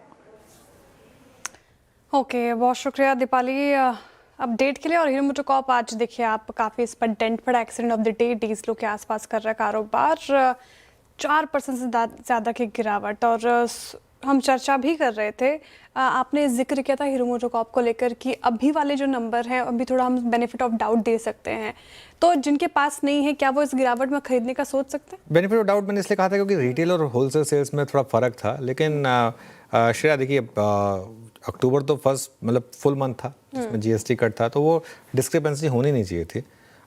लेकिन फिर भी देख लेते हैं एक बार। अभी मैनेजमेंट, अभी नंबर्स भी आएंगे 13 नवंबर को, उसके बाद आई थिंक मैनेजमेंट क्या सफाई देती है ये भी आई थिंक थोड़ी सी बात होगी। स्नेहा जी, क्या व्यू रहेगा आपका, इस गिरावट में बाइंग करनी है या फिर ये नंबर्स थोड़ा सा परेशान करने वाले हैं? अनुज जी, एक्चुअली Q2 के तो नंबर्स हम काफ़ी अच्छे एक्सपेक्ट कर रहे थे, लेकिन अक्टूबर के नंबर्स काफ़ी ख़राब है, जो कि एक कंसर्न रेस डेफिनेटली करते हैं। तो मैनेजमेंट की कमेंट्री बहुत इंपॉर्टेंट रहेगी। इनके कुछ प्रोडक्ट लॉन्चेस है पाइपलाइन में जो कि नंबर्स को सपोर्ट कर सकते हैं Q3 में, बट मैं फिर भी कहूँगी कि इसमें एंट्री करने के पहले मैनेजमेंट की कमेंट्री पे था फोकस किया जाए एंड फिर ही इसमें एक फ्रेश पोजिशन बनाई जाए। ओके, मैनेजमेंट की कमेंट्री पर फिलहाल नजर रहेंगी, उसके बाद ही फ्रेश व्यू लिया जाएगा। हीरो मोटोकॉर्प 4% नीचे, डीजल ऊपर, एक्सिट ऑफ द डे आज का। चलिए अब वक्त हो रहा है धमाकेदार ऑप्शन का। धमाकेदार ऑप्शन लेते हैं, हमारे साथ है मानस जी, रचना जी और अमित जी। मानस जी बताइए, धमाकेदार ऑप्शन के लिए कौन सा स्टॉक पिक किया आपने? देखिए, टाइटन पे खरीदारी करनी है। टाइटन का जो 3800 का कॉल ऑप्शन है 84 रुपीज पे ट्रेड हो रहा है, वहां पर खरीदारी करेंगे। 59 रुपीज का आपको स्टॉप लॉस लगाना है और 135 के टारगेट सेट करने हैं टाइटन के 3800 के कॉल ऑप्शन में। ओके, टाइटन की नवंबर की 3800 की कॉल आपको पिक करनी है। रचना जी, आपका धमाकेदार ऑप्शन क्या रहेगा? जी, हम मैक्स हेल्थ में पी बाय करेंगे 1160 का, जो कि अभी 40 रुपीज पे ट्रेड कर रहा है, जिसमें हम ऐसे लगा सकते हैं 35 का, 5 रुपए का। अपसाइड पे हमारा टारगेट हो सकता है 55 और 60। आज रचना जी पूरा शॉर्ट के मूड में है, और सुबह गाड़ियों से दिक्कत थी, अब थोड़ा सा हॉस्पिटल से दिक्कत है। चलिए अमित जी के पास, मार्केट ही ऐसा है। खैर अमित जी के पास चलते हैं। अमित जी, गुड आफ्टरनून, बताइए आपका धमाकेदार ऑप्शन। जी अनुज जी, बजाज फाइनेंस का 1060 का कॉल ऑप्शन लेना है। यहाँ पे जो पुल बैक आना था वो लगता है कंप्लीट हो गया है। स्टॉक 10-20 एमआ से एक रिवर्सल दिखा रहा है, तो इसे बाय करें। लगभग 30 रुपीज का प्राइस है 1060 के कॉल ऑप्शन का। इसे बाय करें, 20 रुपीज का स्टॉप लॉस रहेगा और 50 रुपीज के टारगेट रहेंगे बजाज फाइनेंस के कॉल ऑप्शन के। ओके, चलिए तो ये समय आपके लिए बजाज फाइनेंस। अब बात करते हैं कुछ MNC शेयरों की। आज सुबह हमने एक्सप्लेन किया था आपको कि MNC शेयरों में अच्छा प्राइस एक्शन दिख रहा है। 2 एग्जांपल लेते हैं, हिताची और 3M इंडिया, और इनमें क्या मूव रहे। और GF वर्नोवा TND में थोड़ी मुनाफा वसूली है। आशीष के पास चलते हैं। Ashish, good afternoon. Good afternoon sir. आज अगर आप देखें तो जो एमएनसी कंपनीज हैं इनमें बहुत बड़े एक्शन के साथ मूव्स देखने को मिल रहे हैं। अब हिताची एनर्जी की चर्चा तो हम सुबह से लगातार करते ही जा रहे हैं। सुबह ही हमने बता दिया था कि इसके नतीजे काफ़ी दमदार है और दरअसल अगर आप देखें तो जो ऑर्डर इनफ्लो 14% की बढ़त यहाँ पर आपको देखने को मिली है। 2220 करोड़ का आंकड़ा है। अब टोटल ऑर्डर बुक 29,400 करोड़ की हो गई है। एबिटा अनुमान से बेहतर देखने को मिला। एक बार वैल्यूएशन भी बता देता हूं क्योंकि एक ही दिन में 15% ऊपर है। 75 टाइम्स FY27 EPS पर ये स्टॉक चल रहा है। पहले भी महंगा था, आगे भी महंगा ही रह गया स्टॉक। लगातार बड़ी बढ़त यहां पर देखने को मिल रही है। इसके अलावा अगर आप देखें तो कैश स्पेस में से 3M इंडिया, इसने नतीजों के बाद जो रिएक्शन दिया है बाजार को चौंका दिया। पूरे दिन भर अगर आप देखें तो जबरदस्त गेंस के साथ यहां पर कारोबार देखने को मिला और हर पैमाने पर आप इसके नतीजे देखिए काफी बढ़िया देखने को मिले। जो मुनाफा 134 करोड़ का था पिछले साल 191 करोड़ हो गया। मार्जिन 16% से बढ़कर 20% हो गए और आय भी अगर आप देखें तो यहां पर बढ़िया बढ़त देखने को मिली। अभी भी फिलहाल अगर आप देखें तो स्टॉक में 18% के बड़े गेंस आपको देखने को मिल रहे हैं। लेकिन कुछ और स्टॉक है, मिसाल के तौर पर चाहे आप श्नाइडर इलेक्ट्रिक को देखें या GE वर्नोवा TND को देखें, इन सब स्पेस में भी अगर आप देखें तो अच्छे नतीजों के बाद एक्शन देखने को मिल रहा है। बात जरूर है कि GE Vernova TND of highs action यहां पर देखने को मिला है। चार्ट आपकी स्क्रीन पर आ रहा है, लेकिन इस स्टॉक में जबरदस्त एक्शन है। ज्यादातर ब्रोकरेज हाउस की तरफ से जो रिपोर्ट्स आई हैं बुलिश आई हैं। अब कल बाजार के दौरान जो है इसके नतीजे आए थे और हर पैमाने पर यहां पर भी नतीजे काफी बढ़िया देखने को मिले थे। अब जो ऑर्डर इनफ्लो है 1610 करोड़ का देखने को मिला। टोटल ऑर्डर बुक 13,100 करोड़ की है, जिसमें 33% की ग्रोथ आपको पिछले साल के मुकाबले देखने को मिली। और खास बात है कि टोटल ऑर्डर बुक में अगर आप देखें तो जो एक्सपोर्ट्स की हिस्सेदारी है तकरीबन 32% की है। 60 टाइम्स पर फिलहाल ये स्टॉक चल रहा है, लेकिन जैसे मैंने बताया कि आज ऑफ हाइज हो गया, लेकिन पिछले 6 महीने में इस स्टॉक ने 95% के बड़े गेंस दिए। तो कुछ सिलेक्टेड एमएनसी कंपनीज ऐसी हैं जिन्होंने अच्छे परफॉर्मेंस के चलते बड़े गेंस यहां पर देखे जा रहे हैं। ये है आज अगर आप देखें सुबह सुबह इस आशीष बहुत बहुत शुक्रिया। अच्छे गेंस हिताची एनर्जी इसको लीड करता हुआ करीब 14% का मूव। 3M को रखिएगा स्क्रीन पे जरा प्लीज़। ये भी ऑलमोस्ट अभी भी एक सब्सटेंशियल गेम लेकर ट्रेड करता हुआ। एक बार 3M रखेंगे, इट्स 36,095। ये ऑलमोस्ट दिसंबर 2024 के बाद इसके अब तक के हाईएस्ट लेवल आके जहाँ पे ट्रेड करता हुआ। But session belongs to Hitachi Energy 14% ऊपर। एक काम करते हैं, इस इशू से निकलते हैं अब थोड़ा सा और MNC से हट के जरा एक बार निफ्टी पे आते हैं। 25613 25,613। अब आप ऑलमोस्ट 20 डेमा पे ट्रेड करते हुए और आज की एक्सपायरी, आज के इस वीकली कॉन्ट्रैक्ट की एक्सपायरी का सबसे बड़ा पुट राइटर्स का जोन। डायरेक्टर साहब जरा प्लीज पुट्स का आउटस्टैंडिंग वही रखिएगा। यहीं पर था 12 बजे तक के स्टैट्स के मुताबिक 2.5 करोड़ पुट यहाँ पे खड़ी हुई थी। तो ये छोर जिसको हम बचाने की कोशिश करते हुए और बट लेकिन लेके आइए आप एक बार निफ्टी IT अब सडनली एक दिन आज के इस कैंडल के साथ सारे एवरेजेस के नीचे। रचना जी, सबसे ज़्यादा शॉर्ट्स पे एग्रेशन आप ही का है ना? और अभी IT को आप कैसे ट्रीट कर रही हैं जब ये निफ्टी IT कोलैप्स हुआ, सारे एवरेजेस के नीचे आके ट्रेड करता हुआ? मैं इसको एक बार वीकली में भी देखा था रचना जी, आज इसने 10 वेमा भी तोड़ा और तोड़ रहा है अब। इनफैक्ट IT में आपको शॉर्ट्स की अपॉर्चुनिटी कहाँ नजर आ रही है? जी, IT एज अ सेक्टर तो डाउन जा ही रहा है एंड एक इम्पोर्टेंट सपोर्ट को इसने थोड़ी देर पहले तोड़ा है इंडेक्स लेवल पे विच वाज 35,300। तो उसके नीचे जैसे ही आया है तो थोड़ी गिरावट और यहाँ पे गहरा सकती है। एंड काउंटर्स लाइक TCS जो कि अपने आप में एक लार्ज कैप ब्लू चिप नाम है, उसी में ही इनफ अपॉर्चुनिटी दिख रही है जहाँ पे आप रैलीज पे सेल कर सकते हैं। अभी 3,000 के आसपास है फॉर एग्जांपल फ्यूचर्स। तो यहाँ पे अगर आप 3,020 का ही एसएल लगा के 20 रुपीज के एसएल के साथ ही अगर शॉर्ट करें तो डाउन साइड पे आपको 40 to 50 रुपीज का डाउन स्विंग मिलने के चांसेस है। And similar is the situation with companies like Tata Tech as well, rallies पे शॉर्ट कर सकते हैं। ओके, सेल ऑन राइज की स्ट्रैटेजी अपनानी है फिलहाल IT स्पेस में क्योंकि दिक्कत है। टाटा टेक TCS का हमने एग्जाम्पल लिया। कुछ और काउंटर्स, इनफैक्ट अगर आप देखें तो मार्केट प्रेशर में है, लेकिन 2 काउंटर रखिए एक बार स्क्रीन पे। एक बार इटर्नल रखिए, आज मुनाफा वसूली का शिकार हुआ, 3% नीचे आपको कारोबार करता हुआ नजर आएगा। डेज लो के आसपास ही 3% नीचे। वही स्विगी रखिएगा एक बार स्क्रीन पर, और स्विगी में आज खरीदारी होती हुई नजर आ रही है। बर्स्टिन ने कवरेज इनिशिएट किया था दोनों पर ही, स्विगी और साथ ही आप बात करें इटर्नल पर, स्विगी पर टारगेट प्राइस 570 के आए हैं, अग्रेसिव टारगेट प्राइस। और जिस तरीके से क्विक कॉमर्स इंस्टामार्ट की बात करें वहाँ पर अब रिस्क रिवॉर्ड प्रोफाइल थोड़ा ठीक ठाक नजर आ रहा है। बर्स्ट ने ये बात की तो उस लिहाज से अगर आप देखें स्विगी चढ़ गया, लेकिन अरुण कुमार मंत्री जी स्विगी चार्ट्स पे कैसा प्लेस 413 के लेवल पर हाथ लगाना चाहिए? क्योंकि चार्ट पे तो ओवरऑल साइडवेज ही नजर आ रहा है। जब तक 425 के ऊपर नहीं निकलता है, इसमें मोमेंटम मुझे लग रहा है साइडवेज ही रहना चाहिए। तो जिनके पास है होल्ड करने की सलाह रहेगी, 402 के आसपास एक स्टॉप लॉस जरूर लगाएं। फ्रेश खरीदारी की सलाह नहीं है क्योंकि अभी भी मेजर मूविंग एवरेजेस के नीचे है, तो फ्रेश खरीदारी ना करें, पर जिनके पास है 402 का एक स्टॉप लॉस लगा सकते। ओके, मीनवाइल निफ्टी एक बार फिर 25,600 को टेस्ट कर रहा है और फिर डिफेंड कर रहा है यहाँ पर। तो 25,600 पर थोड़ा सपोर्ट है, 25,592 का लो था, ध्यान रखिएगा। एक बार निफ्टी का कंट्रीब्यूशन देखते हैं। कल आपको याद होगा थोड़ी रिकवरी आई थी, आज देखते हैं वो वैसी रिकवरी आएगी या नहीं अभी, लेकिन 25,600 के आसपास ही हैं हम। ICICI bank, Reliance, Larsen and Toubro, कुछ बड़े बड़े स्टॉक्स हैं जो इस समय मार्केट को नीचे लेकर जा रहे हैं, तो एक थोड़ा सा वहाँ पर प्रेशर है। चलिए अब बात करते हैं आज के एक और बड़े शानदार गेनर की, सिटी यूनियन बैंक। हालांकि अभी कैश का स्टॉक है, F&O का हिस्सा नहीं रहा, लेकिन नंबर्स के बाद स्टॉक में 7% की रैली। एक बार फिर चलते हैं आशीष के पास और जानते हैं इसके डिटेल्स। आशीष, स्टॉक में अगर आप देखें तो सर ज़बरदस्त तेज़ी यहाँ पर देखने को मिल रही है और आज की तेज़ी में एक साल में सबसे ज़्यादा डेली वॉल्यूम्स यहाँ पर आपको देखने को मिली है।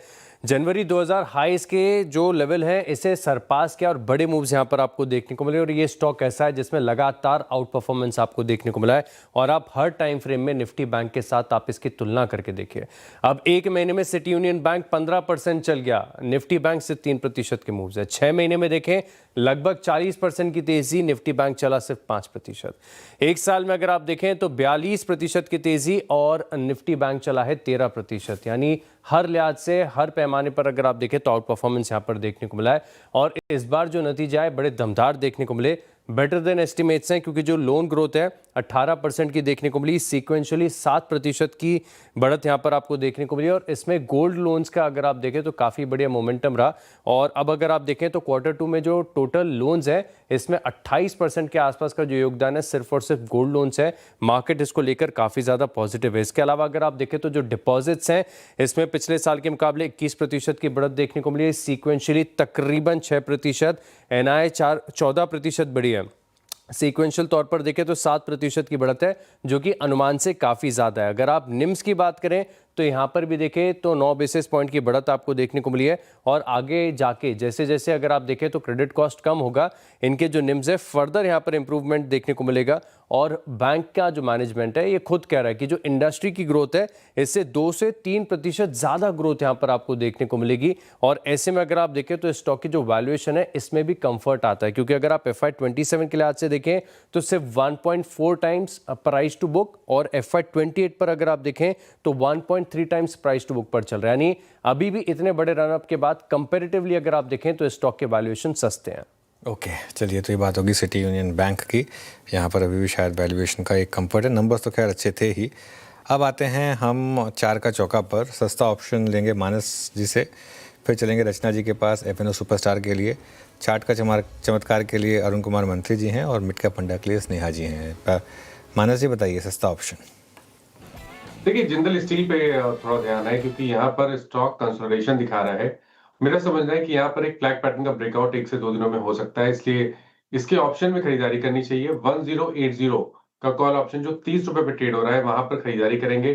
स्टॉप लॉस आपको 23 रुपीज के नीचे लगाना है, 23 रुपए के नीचे, लेकिन टारगेट आपको 45 रुपए के सेट करना है। ओके, मानस जी का ट्रेड हो गया सस्ता ऑप्शन। F&O सुपरस्टार के लिए चलते हैं रचना जी के पास। रचना जी क्या पिक कर रहे हैं आप? जी, प्रेस्टीज के फ्यूचर्स को शॉर्ट कर सकते हैं जो 1757 पे है। 1767 का 10 रुपीज का एसएल लगाएंगे यहाँ पे, और डाउन साइड पे हमारा टारगेट होगा 1745 and 1735। Okay, Prestige Estates big वाली की राय F&O सुपरस्टार के लिए रचना जी की तरफ से। अरुण कुमार मंत्री जी, कहाँ चमत्कार होता हुआ नजर आ रहा है आपको? शेयर जी स्टॉक्स में तो काफी मार्केट है, फिर भी लाइफ इंश्योरेंस कंपनीज और ओवरऑल इंश्योरेंस पैक में मोमेंटम अच्छा नजर आ रहा है। तो ICICI GI में खरीदारी की सलाह, इनफैक्ट कुछ ही देर पहले हमने इसको रिकमेंड भी किया है। तो करंट लेवल के आसपास बाई करें, 2046 2048 के आसपास। 2021 का स्टॉप लॉस रहेगा और 2098 तक के टारगेट्स आ सकते हैं। एक flag breakout, flag and pole का ब्रेकआउट हुआ है, मुझे लग रहा है इसमें मोमेंटम पॉजिटिव रहना चाहिए। ओके, ICICI आपका बाय कॉल 2045 पर। उन जी का आप चलते हैं स्नेहा जी के पास आज की मिड कैप फंडा कॉल के लिए। स्नेहा जी क्या पिक कर रही हैं आप मिड कैप में? मिड कैप में मैं फेडरल बैंक पिक करूंगी। फेडरल बैंक के जो रिसेंट में नतीजे काफी अच्छे रहे, प्लस जो बैंक निफ्टी में अभी जो रिसेंट अनाउंसमेंट आई है चेंजेस रिलेटेड, उससे मिड साइज बैंक्स बेनिफिट करेंगे। तो Federal Bank one of the best mid size banks है जो कि अपने न्यू मैनेजमेंट के अंडर वेल प्लेस्ड है to benefit from the improvement in margin and operating leverage, and जो ओवरऑल बिजनेस ग्रोथ है काफी स्टेडी है। तो फेडरल बैंक को देख सकते हैं from the long term perspective with the target price of 260। Okay, federal bank mid cap फंडा के लिए स्नेहा जी की पिक आती हुई और पसंदीदा स्टॉक है लंबी अवधि में खरीदारी की राय। चलिए, चार का चौका की हमने शुरुआत की सस्ता ऑप्शन के साथ। मानस जी ने सुझाया जिंदल स्टील 45 के टारगेट और करीब 23 का आपको स्टॉप लॉस मेंटेन करना है। इसके अलावा रचना वैद्य जी ने प्रेस्टीज स्टेट्स के फ्यूचर में बिकवाली की राय रखी है। 1735 तक के नीचे के टारगेट एक्सपेक्टेड है। 1767 का आपको स्टॉप लॉस मेंटेन करना है। ऐसे लॉम्बार्ड में चार्ट का चमत्कार के लिए अरुण कुमार मंत्री जी ने ये चुना और खरीदारी की राय 2098 का टारगेट, 2021 का स्टॉप लॉस मेंटेन कीजिए। मिड कैप फंडा के लिए पसंद आ रहा है स्नेहा जी को फेडरल बैंक, खरीदारी की राय यहाँ पर फिलहाल आती हुई। चार का चौका का सीक्वेंस हमने समझ लिया और रिकैप भी कर लिया। अब आगे बढ़ते हैं शो में और रिजल्ट्स पर नज़र डालते हैं। और कल निफ्टी में सन फार्मा, ग्रासिम और ब्रिटानिया के नतीजे आएंगे और वायदा में अगर बात करें तो ऑरबिंदो फार्मा समेत 7 कंपनियों के नतीजे आने हैं। और नतीजों का अनुमान बताने के लिए हमारे साथ जुड़ रहे हैं आशीष चतुर्वेदी और कंचन नौटियाल। आशीष, पहले आपके पास आना चाहूंगी, बताइए ब्रिटानिया के नतीजे कैसे रह सकते हैं, क्या एक्सपेक्टेशन स्ट्रीट लगा के चल रहा है? अच्छे नंबर्स यहाँ पर देखने को मिल सकते हैं। दरअसल अगर आप देखें तो जो जीएसटी का इम्पैक्ट है इसके बाद भी अगर आप देखें तो ठीक ठाक नंबर्स हैं। मैं ये नहीं कहूँगा कि बहुत ही एक्सेप्शनल ग्रोथ है, लेकिन बढ़िया क्वार्टर यहाँ पर देखने को मिलेगा। अब खास बात यह कि अगर आप देखें तो इनका जो 90% पोर्टफोलियो, इसमें जीएसटी कट का बेनिफिट आगे कुछ क्वार्टर्स में आपको देखने को मिलेगा। और साथ में अगर आप देखें तो इस तिमाही के दौरान जो कॉस्ट इनपुट एफिशिएंसीज हैं, इसका बेनिफिट यहाँ पर देखने को मिलेगा। और जो आगे 2 तिमाहियों के लिए फोरकास्ट किया जा रहा है वॉल्यूम ग्रोथ का, ये क्वार्टर 2 से थोड़ी सी बेहतर साइड पर आपको देखने को मिलेगी। अब बात कर लेते हैं इसके नंबर्स की, तो रेवेन्यू के हिसाब से देखें तो 8% की बढ़त आपको पिछले साल के मुकाबले नजर आएगी। जो एबिटा है ये 783 करोड़ से बढ़कर 874 करोड़, यानी 12% की बढ़त यहाँ पर भी आपको देखने को मिल सकती है। मार्जिन्स में स्लाइट इंप्रूवमेंट है, 16.8% से बढ़कर 17.4% ये एबिटा मार्जिन्स है। लेकिन अगर आप ग्रॉस मार्जिन्स की बात करें तो 41.5% से घटकर 40.8, थोड़ी सी गिरावट यहाँ पर आपको नजर आएगी। मुनाफा तकरीबन 15% बढ़ेगा और पिछले साल के मुकाबले अगर आप देखें तो वॉल्यूम ग्रोथ जो 8% की थी ऊंचे बेस के साथ, इस बार 4% रहेगी। लेकिन सीक्वेंशियली यानी क्वार्टर 1 में देखें तो 2% की वॉल्यूम ग्रोथ थी। तो ओवरऑल मार्केट शेयर पर क्या अपडेट्स हैं, बड़ा खास रहेगा। लेकिन नंबर्स ब्रिटानिया के ठीक ठाक आएंगे। अच्छा, आ सकते हैं ब्रिटानिया के नंबर्स ठीक ठाक। और रिजल्ट से पहले देखें आप तो करीब 1.5% की बढ़ोतरी के साथ ब्रिटानिया कारोबार करता हुआ नजर आएगा।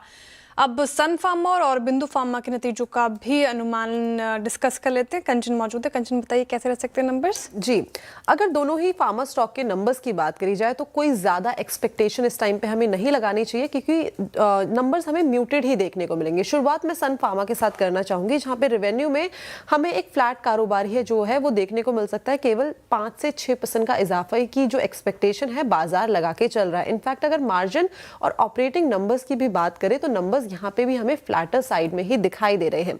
सेगमेंट वाइज में अगर इसमें डिवाइड करूं तो इंडिया से हम एक्सपेक्ट कर रहे हैं कि 9% की ग्रोथ हमें देखने को मिल सकती है और रेस्ट ऑफ द वर्ल्ड से 9 से 10% की जो ग्रोथ है उसका अनुमान लगाया जा रहा है। इनफैक्ट जो इनका स्पेशलिटी सेगमेंट है वहां की अगर ग्रोथ की बात करी जाए तो वहां पे एक एक्सेप्शनल है, 15% की जो ग्रोथ है वो देखने को मिल सकती है। बिकॉज जो एग्जिस्टिंग प्रोडक्ट्स हैं वहां पे जो मार्केट शेयर है वो गेन होता हुआ नजर आ रहा है, जो इसके लिए की पॉजिटिव पॉइंट है। न्यू लॉन्चेस भी अच्छे खासे हमें यहाँ पे होते हुए दिखाई दिए हैं। इनफैक्ट अगर इसको कंपेयर करें बाकी की फार्मा कंपनी से तो इसने आउट परफॉर्मेंस जो है वो करके इस टाइम पे दिखाया है। डोमेस्टिक फॉर्मुलेशन में 12% ग्रोथ की उम्मीदें जताई जा रही है, जिसके पीछे का सबसे बड़ा कारण है कि जो इनकी फील्ड फोर्स है और न्यू लॉन्चेस है उसका सपोर्ट मिल रहा है। फोकस आपका कहाँ होगा इसके ऊपर सबसे पहले डिस्कस कर लेते हैं। देखिए, इनका जो स्पेशलिटी पोर्टफोलियो है उसमें एक दवा है जिसका नाम है अनलॉक्सिड। उसके लॉन्च के ऊपर कंपनी इस टाइम पे किस तरीके की प्रिपरेशन कर रही है, इसके साथ ही साथ प्रिस्क्रिप्शन ग्रोथ किस तरीके की है स्पेशलिटी सेगमेंट में, और यूएस टैरिफ का जो इंपैक्ट है वो किस तरीके का देखने को मिलता है। तो नंबर म्यूटेड है सन फार्मा के। अब बात करते हैं ऑरबिंदो फार्मा के नंबर्स की। नंबर्स यहाँ पे भी हमें कुछ इसी तरीके के देखने को मिलेंगे। ऑपरेटिंग नंबर्स में हमें एक फ्लैट मूवमेंट जो है वो देखने को मिल सकता है। यूएस सेल्स की बात करी जाए तो यहाँ पे साल दर साल 3% डिक्लाइन की उम्मीदें जो है वो जताई जा रही है। अगर बात करें रेस्ट ऑफ द वर्ल्ड और यूरोप के बिजनेस की तो वहाँ पे एक्सपेक्टेशन है कि 8 से 10% का जो इजाफा है वो देखने को मिल सकता है, बिकॉज इसके दोनों ही सेगमेंट, या तो अगर आप बात करें एग्जिस्टिंग प्रोडक्ट्स की या न्यू लॉन्चेस की, उन्होंने एक अच्छा परफॉर्मेंस जो है वो दिखाया है। फोकस एरिया आपका कहाँ पे होगा? फोकस होगा आपका यूगिया 3 के जो प्रोडक्शन के ऊपर कंपनी स्केल अप का सोच रही है उसके ऊपर। साथ ही साथ हमने देखा है कि क्वार्टर 2 के अंदर यूएस एफडीए की तरफ से काफी ज्यादा आपत्तियां आई है, तो जो री इंस्पेक्शन होगी उसके ऊपर किस तरीके का ऑब्जर्वेशन आता है, ये की फोकस एरिया होगा। और साथ में जो इंपोर्ट प्राइस है उसको गवर्नमेंट का क्या सपोर्ट मिलता है, और यूएस टैरिफ तो डेफिनेटली, लेकिन दोनों के नंबर्स म्यूटेड हैं। ओके, दोनों के नंबर्स म्यूटेड आ सकते हैं फिलहाल। सन फार्मा और मिंदो फार्मा, और साथ ही हमने ब्रिटानिया की चर्चा की। बहुत शुक्रिया आशीष और कंचन अपडेट्स बताने के लिए। एक बार ब्रिटानिया लेकर आएंगे स्क्रीन पर। डाबर और ब्रिटानिया देखिए, जहां पे टाटा कंज्यूमर और गोदरेज कंज्यूमर जैसे स्टॉक्स में गिरावट, वही ब्रिटानिया 1.5% अप। डाबर भी रखिए एक बार स्क्रीन पर, और डाबर अगर आप देखें तो 3% अप डेज हाई पर। खराब मूड माहौल में जब निफ्टी निचले स्तरों पर कारोबार कर रहा है। कविता जी, ब्रिटानिया डाबर दोनों ही चार्ट देखिए आप, कौन से बेहतर स्थिति में, और अगर अच्छा लग रहा है तो कहाँ हाथ लगाया जा सकता है, दोनों का ही चार्ट देखकर बताएं। तो Shreya, Britannia as of now अपने एवरेज क्लस्टर के बीच में है। मुझे लगता है क्योंकि एक अच्छी गिरावट हुई है 6200 के लेवल से काउंटर 5800 तक स्किट हुआ। अपसाइड अप ये जब अपना 20 EMA को सरपास करता है, जो कि लेवल है अराउंड 5920 का, इसके ऊपर जाकर ही अगर ट्रेड करने लगे तो यहाँ एक अच्छा अपसाइड मूव बनते हुए दिख सकता है 6150 6120 के लेवल की तरफ। मुझे लगता है उसके ऊपर ही बाय इनिशिएट करना चाहिए, एंड इन दैट सिनेरियो आप स्टॉप लॉस मेंटेन कर सकते हैं 5830 का। फिर इस डाबर की पोजिशनिंग अगर देखें तो डाबर ने एक बहुत अच्छा ब्रेकआउट दिया है, अपने सारे एवरेजेस के ऊपर जाकर आज क्लोजिंग मोरोबोजो फॉर्मेशंस के साथ बनते हुए दिख रही है। तो जिनकी एग्जिस्टिंग पोजीशन है वो आप स्टॉप लॉस मेंटेन कर सकते हैं 509 का, और अपसाइड मोमेंटम मुझे लगता है ये इंटैक्ट रह सकता है 502 के लेवल को जब तक होल्ड किए हुए है, and upside momentum is open up to 535। ओके, चलिए अब चलते हैं एक ब्रेक की तरफ, और वापस जुड़ेंगे तो हमारे साथ इन्वेस्टेड PMS के पार्टनर और रिसर्च हेड अनिरुद्ध गर्ग जुड़ेंगे, उनसे बात करेंगे।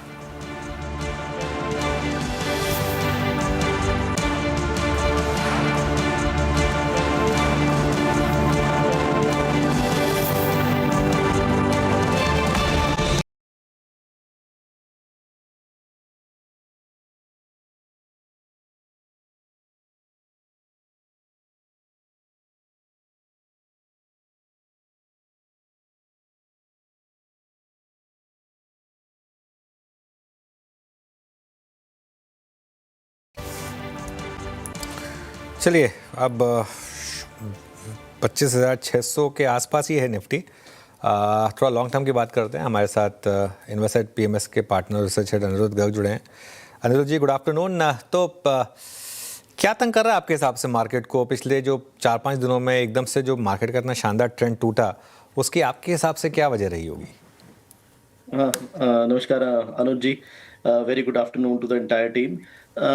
मुझे ये लगता है सर, हमारे पास बहुत टाइम से ना जो हमारे टेक्निकल इंडिकेटर्स हैं जिनको हम बहुत स्ट्रांगली फॉलो करते हैं, उसमें कहीं ना कहीं वीकनेस दिखनी शुरू हो गई थी।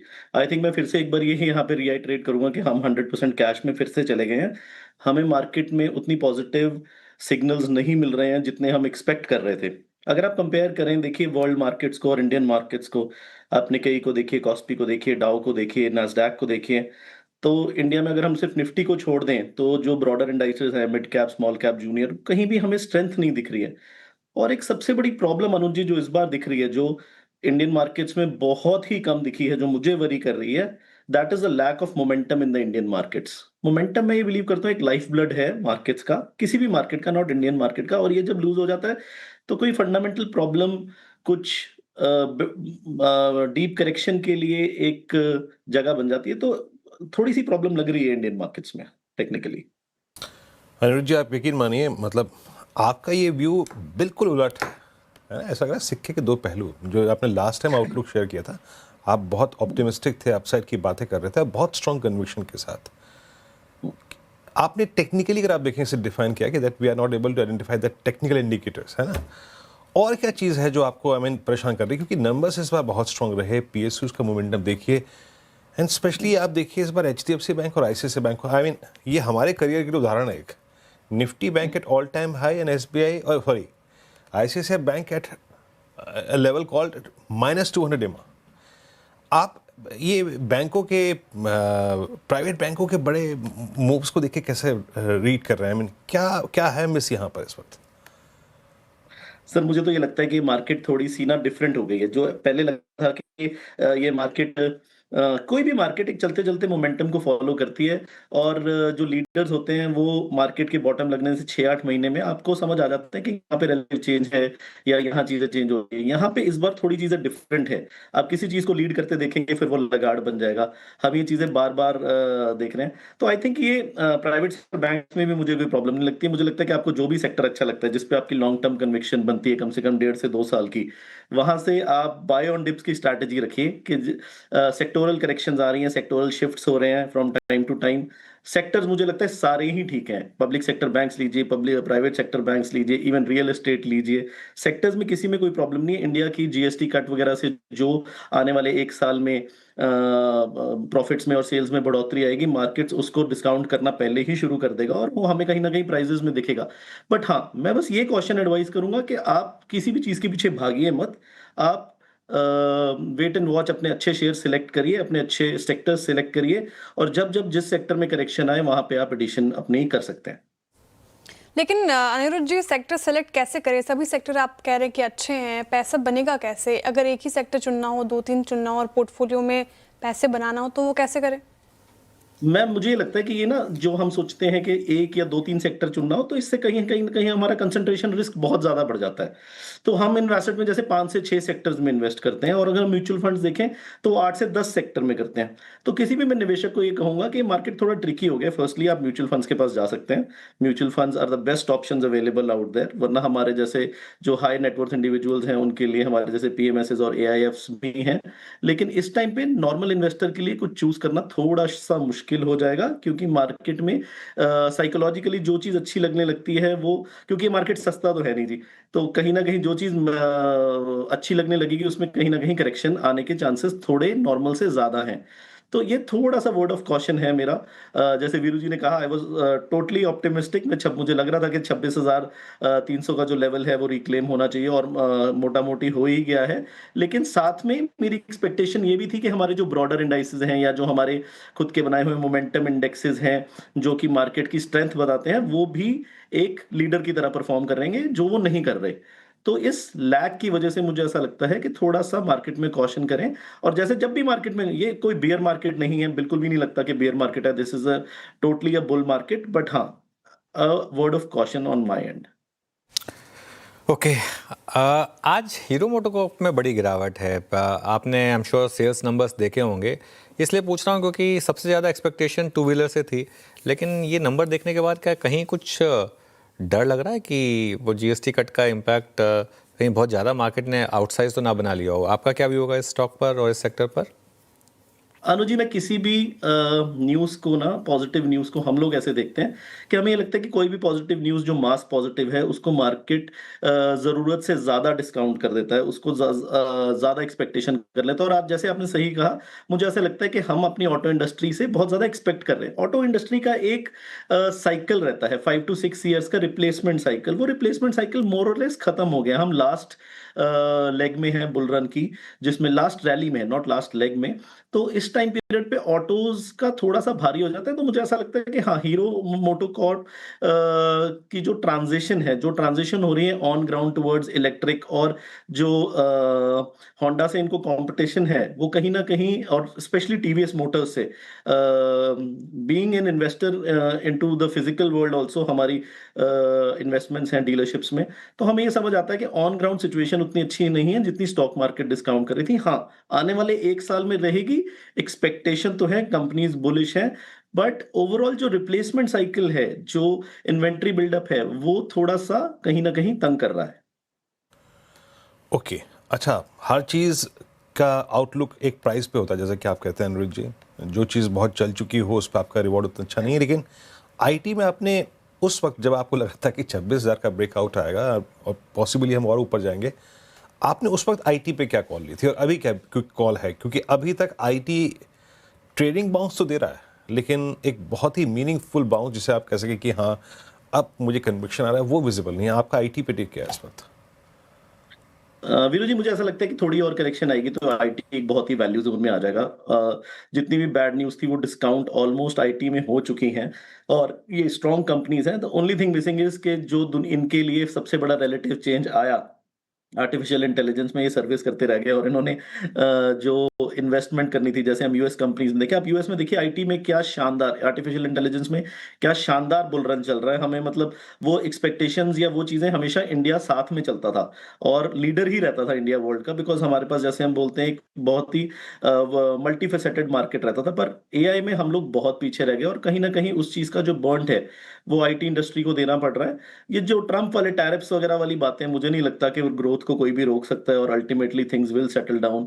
ये कहीं ना कहीं कॉम्प्रोमाइज होके चल जाएगा और आईटी क्योंकि एक ऐसी चीज है जो इलेक्ट्रॉनिकली चलती है, तो आईटी इंडस्ट्री का जो वैल्यूएशन जोन है वो मुझे ऐसा लगता है यहाँ से अच्छा है। क्या हमारी पोजीशंस हैं आईटी में? नहीं, क्योंकि हम अभी हैं कैश में, बट हाँ अगर और वैल्यू जोन में आईटी जाता है तो हाँ हम इसमें बाय उसमें जरूर आएंगे। कहीं ना कहीं मुझे ऐसा लगता है कि ऑटोज और आईटी बिल्कुल विपरीत हैं। ऑटोज में कुछ ज्यादा डिस्काउंट पॉजिटिव न्यूज हो गई है और आईटी में कुछ ज्यादा डिस्काउंट नेगेटिव न्यूज हो गई है।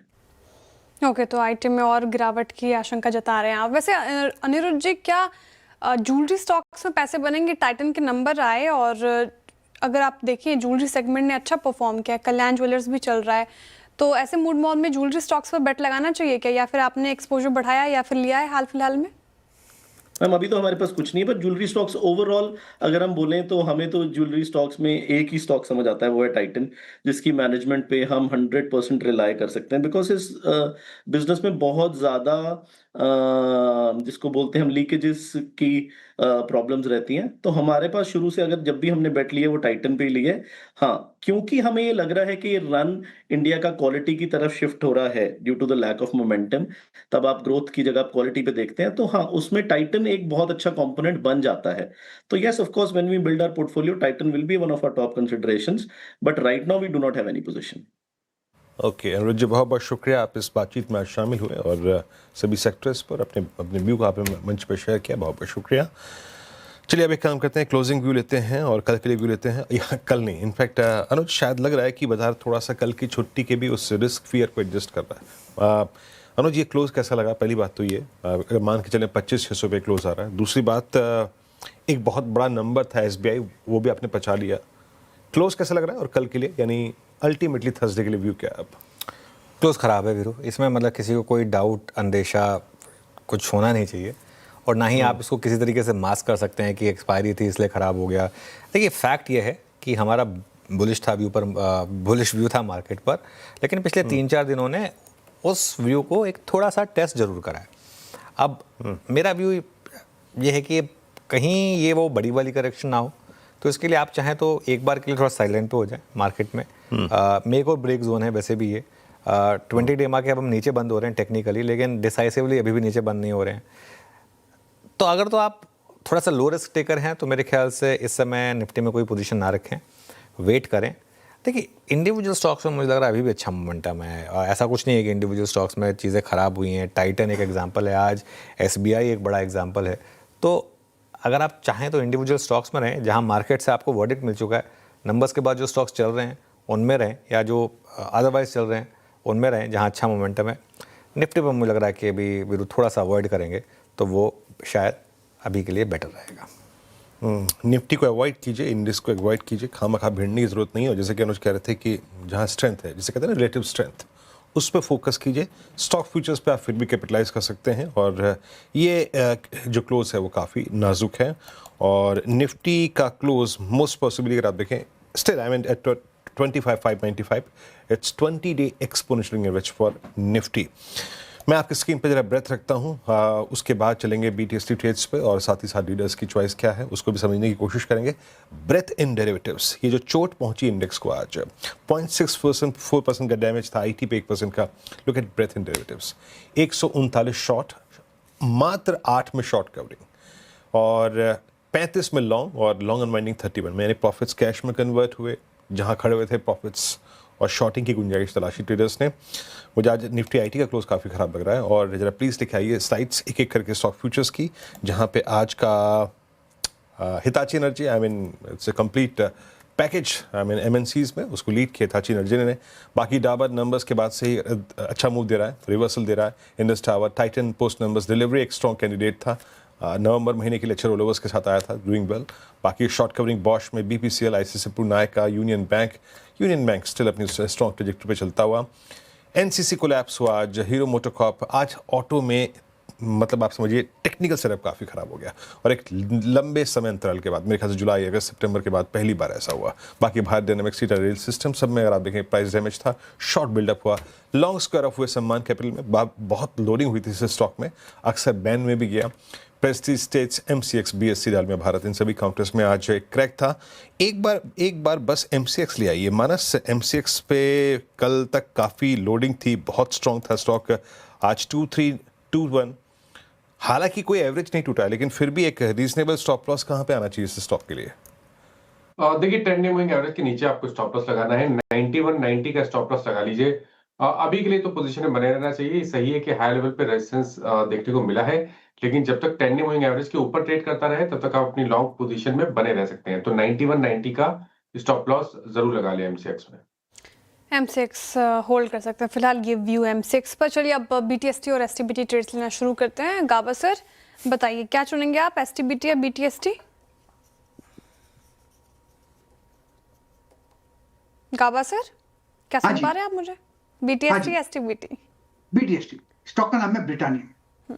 ब्रिटानिया में बेस बहुत बढ़िया बना है करीब 6-7 दिनों से करीब, और लगता है कि यहीं से एक अप मूव मिलना चाहिए। 5905 के आसपास ट्रेड कर रहा है। स्टॉप लगेंगे ब्रिटानिया का करीब 5870, मतलब करीब 30 रुपए का स्टॉप है।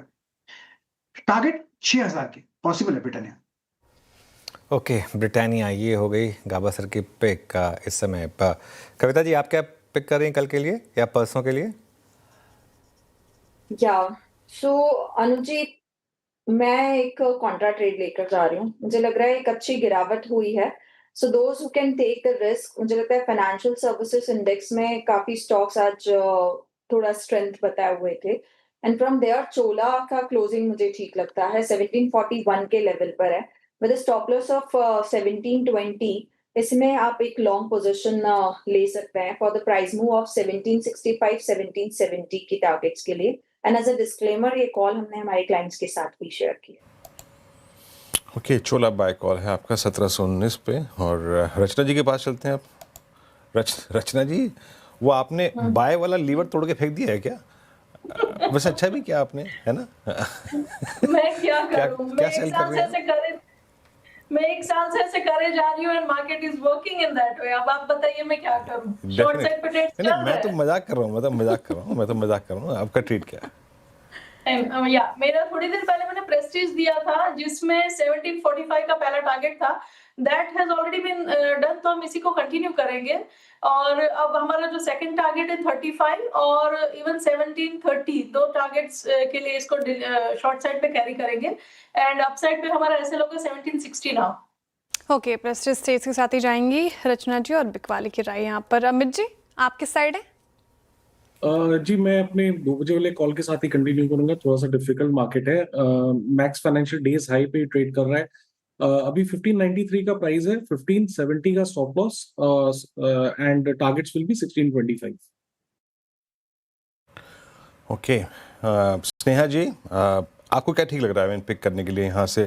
थोड़ा अच्छा, मानस पहले बचे हैं, मानस जी से बात करते हैं। मानस बचे में भी, मानस आपके कैरी करेंगे थर्सडे के लिए? टाइटन में खरीदारी करके जाएंगे, जो ऑप्शन में मैंने रिकमेंड किया था, लेकिन आप अगर BTST की तरह देखें तो उसके फ्यूचर में भी खरीदारी कर सकते हैं टाइटन के। स्टॉप लॉस आपको 3789 का लगाना है टाइटन के फ्यूचर में, और टारगेट सेट करने हैं 3910 के। ओके, टाइटन यहाँ पे खरीदारी की राय मानस जी की तरफ से, अच्छा परफॉर्मेंस स्टॉक की तरफ से। अरुण जी आप बताइए BTST STBT। BTST के साथ ही जाना चाहूंगा श्रेया जी, अगेन इंश्योरेंस स्पेस में ही ICICI प्रूडेंशियल के साथ जाना चाहूंगा। 607 के आसपास चल रहा है, स्टॉप लॉस 602, एक छोटा स्टॉप लॉस लगा के बाय करें। 619 तक के टारगेट्स इसमें देखने को मिलेंगे, तो ICICI प्रूडेंशियल लेके जा सकते हैं। ऐसे पोटेंशियल लेकर जा सकते हैं। एक बार इटर्नल लेकर आइए जरा। इटर्नल का स्टॉक अब करीब करीब 315 पर, इस समय 313 हो गया एक्चुअली ये स्टॉक का, और इसका 52 वीक हाई प्लेट रखिएगा एक बार जरा। करीब करीब 370 का था मेरे ख्याल से, और यहाँ से ये स्टॉक करीब करीब अब 368 था, ठीक है, 16 तारीख को, और इसके बाद से ये स्टॉक गिरना शुरू हुआ है और अब अच्छा खासा करेक्ट हो चुका है एक्चुअली, करीब करीब 13% के करीब करेक्ट हो चुका है यहाँ पर। इस पर अमित जी इटर्नल क्या व्यू रहेगा, क्योंकि वैसे काफ़ी बड़े अपट्रेंड में था ये स्टॉक पिछले एक साल से, जिन्होंने मिस किया उनके लिए अपॉर्चुनिटी है या फिर ये एक ट्रेंड रिवर्सल है पूरी तरीके से? नहीं, अनुज जी इसे अवॉइड ही करना चाहिए फिलहाल, क्योंकि यहाँ पे स्टॉक ने 50 EMA ब्रेक किया, 100 EMA on the verge of break है, RSI ट्रेंड लाइन में भी एक वीकनेस है, तो मुझे लगता है कहीं ना कहीं ये स्टॉक इज हेडेड फॉर 300 के लेवल्स, 300 295, तो एक बार अवॉइड करना चाहिए। किसी की अगर पोजीशन है तो यहाँ से एग्जिट कर देना चाहिए। ओके, पोजीशन है तो फिलहाल एग्जिट करना चाहिए। इटर्नल ने अच्छे मतलब कमाई के अवसर दिए 200 से, या फिर इनफैक्ट उससे नीचे ही आप तब बुलिश थे। 313 पर अभी क्या व्यू है आपका? बिल्कुल 200 से बुलिश थे हम, एक्चुअली पहले से ही बुलिश थे। 200 पे तो जब बाद में मार्केट करेक्शन हुई उसके बाद से मैं बुलिश था। मेरा ये मानना है कि स्ट्रीट थोड़ा ओवर रिएक्ट कर रही है इस समय। आप एक बार जरा स्विगी का नंबर देखिए, कितने खराब नंबर थे, और एक तरफ चल रहा है हाँ वो चल रहा है, अलग बात है, वो अपनी अपनी जगह पर है, लेकिन आई मीन अगर आप मुझे कंपेयर करने को कहेंगे ना, मैं ऑनेस्टली स्पीकिंग इस रेट पे भी आई वुड से कि Eternal is far better than Swiggy. कम से कम एक जो आप बिलीवेबल नंबर्स तो हैं, कम से कम आपको तो पता है कि भाई नंबर्स ठीक ठाक आएंगे, और अगर उन्होंने गाइड किया था एक पर्टिकुलर क्वार्टर तक ब्रेक इवन करने का, उसको कम से कम उन्होंने मेंटेन तो रखा। स्विगी केस में तो पता ही नहीं है, हर क्वार्टर में कुछ ना कुछ नया आ जाता है, इस क्वार्टर में कुछ और नया रीज़न था, तो उनका कोई भरोसा नहीं है। तो इसके लिए ये एक फैक्टर है जो मुझे लग रहा है कि एक इम्पॉर्टेंस मैं अभी भी कंपेरेटिवली इटर्नल को दूंगा वर्सेस स्विगी। और देखिए अच्छे स्टॉक्स जब गिर रहे होते हैं तभी उनमें अपॉर्चुनिटी होती है। अब वन वे चल रहे थे तब थोड़ी ना अपॉर्चुनिटी, अभी थोड़ा सा गिर रहा है। अब मैं ये नहीं कह रहा कि अभी के अभी ले लें, लेकिन थोड़ा सा मुझे लग रहा है कि यहाँ से अगर थोड़ा और करेक्ट होता है 280 290 करीब अगर आ जाता है, तो अब वो 220 वाला लेवल तो नहीं मिलेगा आपको, 200 220 वाला, 280 290 करीब मिले तो मेरे ख्याल से शायद वापस एक री एंट्री की अपॉर्चुनिटी होगी। ओके, थोड़ा और करेक्ट हो तो फिर आप री एंट्री की अपॉर्चुनिटी तलाशें। और मार्केट काफ़ी कमज़ोर रहा आज का, और काउंटर्स जिसने ज़्यादा दबाव बनाया। तीतागढ़ इनफैक्ट कल चल रहा था 4% की गिरावट के साथ अब बंद होने की तैयारी कर रहा है। BDL एक बार लेकर आइए स्क्रीन पर, BDL, और ये करीब करीब 3.5% ज़्यादा की गिरावट BDL में आज देखने को मिली। भारत डायनामिक्स डेज लो पे बंद होने की तैयारी।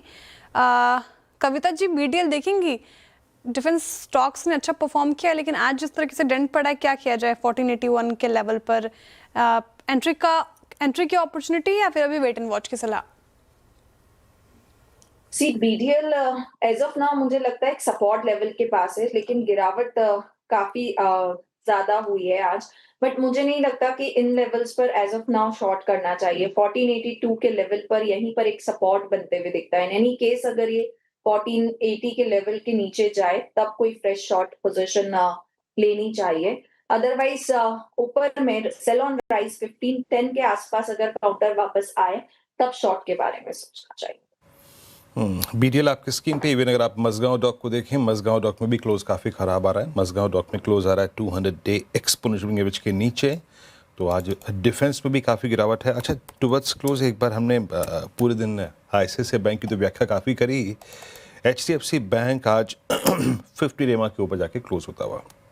लास्ट टाइम ये आया था परसों, मतलब शुक्रवार को, उस वहाँ से पुल बैक दिया था। मैं इसलिए कह रहा हूँ क्योंकि HDFC बैंक की जो हालिया तेज़ी है वो 6 अक्टूबर को इसी एवरेज को काटने के बाद शुरू हुई थी, तो जाके उसी पे सेट हो गया आज, वहीं पे जाके लैंडिंग हुई है इसकी। 3 सेशन का जो लो है ऑलमोस्ट जाके उसको विजिट करता हुआ। और अगर आप देखें MCX का जिक्र मैं कर ही चुका था, जहाँ जहाँ मोमेंटम लॉस्ट हुआ है, हुडको में मोमेंटम लॉस्ट हुआ है। और एक देखिए ये कैम्प्स आपकी स्क्रीन पे आएगा, कैपिटल मार्केट थी, इंजनवल पे एक शॉर्ट कॉल आई थी, CDSL पे शॉर्ट कॉल आई थी, और कैम्स भी कोलैप्स होता हुआ, और कैम्स आज सारे एवरेजेस के नीचे बंद होने की तैयारी करता हुआ। मानस, आज प्राइस डैमेज तो है ही पूरे स्पेस में, कैपिटल मार्केट थीम में। कविता जी ने और रचना जी ने शुरू में ही एक सेल कॉल दी थी यहाँ पर। कैम्स पे आपका आउटलुक क्या बन रहा है? देखिए, काफी तकलीफ हो रही है स्टॉक को 200 डे मूविंग एवरेज के ऊपर सस्टेन होने में। काफी बार, अगर पिछले 2 मंथ देखें तो कोशिश बहुत बार हुई, लेकिन कैम्स 200 डे मूविंग एवरेज के ऊपर सस्टेन नहीं हो पाया। अगर आपके पास लॉन्ग पोजीशन है तो 3700 रुपए का स्टॉप लॉस जरूर से लगाना है। अगर 3700 के नीचे जाए तो लॉन्ग पोजीशन से निकलना चाहिए, और फ्रेश खरीदारी अब आपको 4025 के ऊपर ही करनी है। कैम्स में प्राइस डैमेज है, और इस क्लोजिंग के साथ ना, इस प्रकार के नंबर्स के साथ जो डिजिट है निफ्टी की, बहुत स्ट्रॉन्ग कन्विक्शन नहीं है। मतलब कि भाई किसी लॉन्ग पीरियड से बात करें, ऑल्दो आज डाबर याद रखिएगा, आज हमने कुछ देर पहले टाटा कंज्यूमर की मैनेजमेंट से बातचीत की थी, हालांकि वो कोलैप्स हुआ, लेकिन एफएमसीजी में एक मात्र डाबर जो है ना, वो एक सबसे स्ट्रॉन्ग क्लोज लेके जा रहा है। डाबर का ये क्लोज मैं बताता हूँ आपको, थोड़ा सा काउंट कर लूँ, एक बड़े अंतराल के बाद 200 डेमा के ऊपर है। मेरे ख्याल से सितंबर 19 के बाद पहली बार 200 डेमा के ऊपर ये स्टॉक आके क्लोज होता हुआ। एक और स्टॉक लेके आई आपकी स्क्रीन पर, एयू स्मॉल फाइनेंस बैंक, जिसका मैंने शुरू में जिक्र किया था। ये स्ट्रॉन्ग ट्रेजेक्टरी बंद हो रहा है। एसबीआई इटसेल्फ काफ़ी स्ट्रॉन्ग ट्रेजेक्टरी में बंद हो रहा है, और बीएचईएल पोस्ट नंबर जो कि बड़ा मूव देना उसने शुरू किया था, आज एक बार फिर से 3/4% ऊपर आके ट्रेड करता हुआ। अरुण जी, बीएचईएल में कोई अभी तक प्राइस डैमेज नहीं हुआ, और वो जो होप थी मल्टी ईयर ब्रेकआउट, मतलब मेरे ख्याल से 1.25 साल की ब्रेकआउट की, ये अक्टूबर 2024 के बाद की अब तक की हाईएस्ट क्लोजिंग है ये, है ना, 268, वो परसिस्ट करती है क्या? वो अभी भी ठहरी हुई है वो गुंजाइश ब्रेकआउट की? बिल्कुल वीरू जी, आपने सही कहा। मुझे लग रहा है स्टॉक अपने 271 के जो रिसेंट हाइस है वो निकालेगा, और 276 277 तक भी जाने के लिए तैयार है, क्योंकि काफी इसमें पेसिमिज्म था। रिजल्ट्स के बाद काफी मोमेंटम अच्छा बना है, और थोड़ा अगर मार्केट स्टेबल होता है तो 275 तक के भी लेवल्स आ सकते हैं। तो मोमेंटम काफी अच्छा है, और 275 तक के लेवल्स आ सकते हैं। 275 तक के लेवल्स बीएचईएल में देख रहे हैं अरुण कुमार मंत्री जी। अच्छा लग रहा है ये स्टॉक, तो यहाँ पर खरीदारी की राय फिलहाल आती हुई। कुछ काउंटर्स जहाँ पर अच्छा मूव, एक बार नायका भी रखिएगा स्क्रीन पर। नायका आज के सत्र में अगर आप देखें तो जब मार्केट कमज़ोर है, निचले स्रोत से अच्छी रिकवरी दिखाने के साथ क्लोजिंग की तैयारी, और डिलीवरी भी जो आज गाबा सर ने सुझाया था सुबह, डिलीवरी भी एक बार डिलीवरी रखिए स्क्रीन पर। ये ठीक ठाक परफॉर्म करता हुआ आज के सेशन में करीब 3% अप। न्यू एज स्पेसेस में अगर आप देखें नायका की बात करें तो पिछले महीने इसने अपना 52 वीक हाई टच किया था, और पिछले 6 महीने में शानदार रिटर्न्स नायका ने दिए हैं अपने इन्वेस्टर्स को, जनरेट करके 27% से ज़्यादा का रिटर्न, करीब 28% का रिटर्न। क्या लग रहा है गाबा सर, नायका में और रिटर्न्स बनेंगे यहाँ से? नायका की बात करें, बन सकते हैं यहाँ पर, लेकिन स्ट्रक्चर वीक है। ऐसी जगह पर नायका यहाँ से बाउंस कर सकता है अगर करे तो, लेकिन वो बाउंस करना है। स्ट्रॉन्ग सपोर्ट तो है नायका में करीब 245 246 के आसपास। अगर यहाँ से अप मूव मिलेगा तो, लेकिन डेफिनेटली रेजिस्टेंस आएगा 260 का है, इससे ज्यादा हम एक्सपेक्ट नहीं कर सकते। मुझे इस जो 2 दिन का जो मूव है इसमें इतनी कॉन्फिडेंस नहीं आ रहा है। लेना तो ले सकते हैं, स्टॉप लगाइए 247 का, एंड एक 257 का एक ट्रेड बन सकता है ट्रेड, लेकिन विद स्टॉप। ओके, ठीक है, ट्रेंड में, लेकिन फिलहाल आपको यहाँ पर थोड़ा कॉशियस व्यू रखना चाहिए।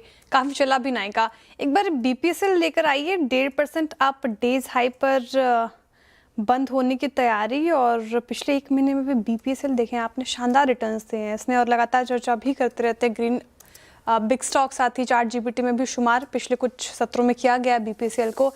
यहाँ पर क्या व्यू बन रहा है अमित जी, बीपीसीएल में 372 के लेवल पर लेने लायक लग रहा है ये स्टॉक? श्रेया जी, काफी स्ट्रॉन्ग स्ट्रक्चर है, थोड़ा सा स्ट्रेच्ड है क्योंकि हमने 4-5 दिनों की रैली देखी है, but there is no sign of weakness.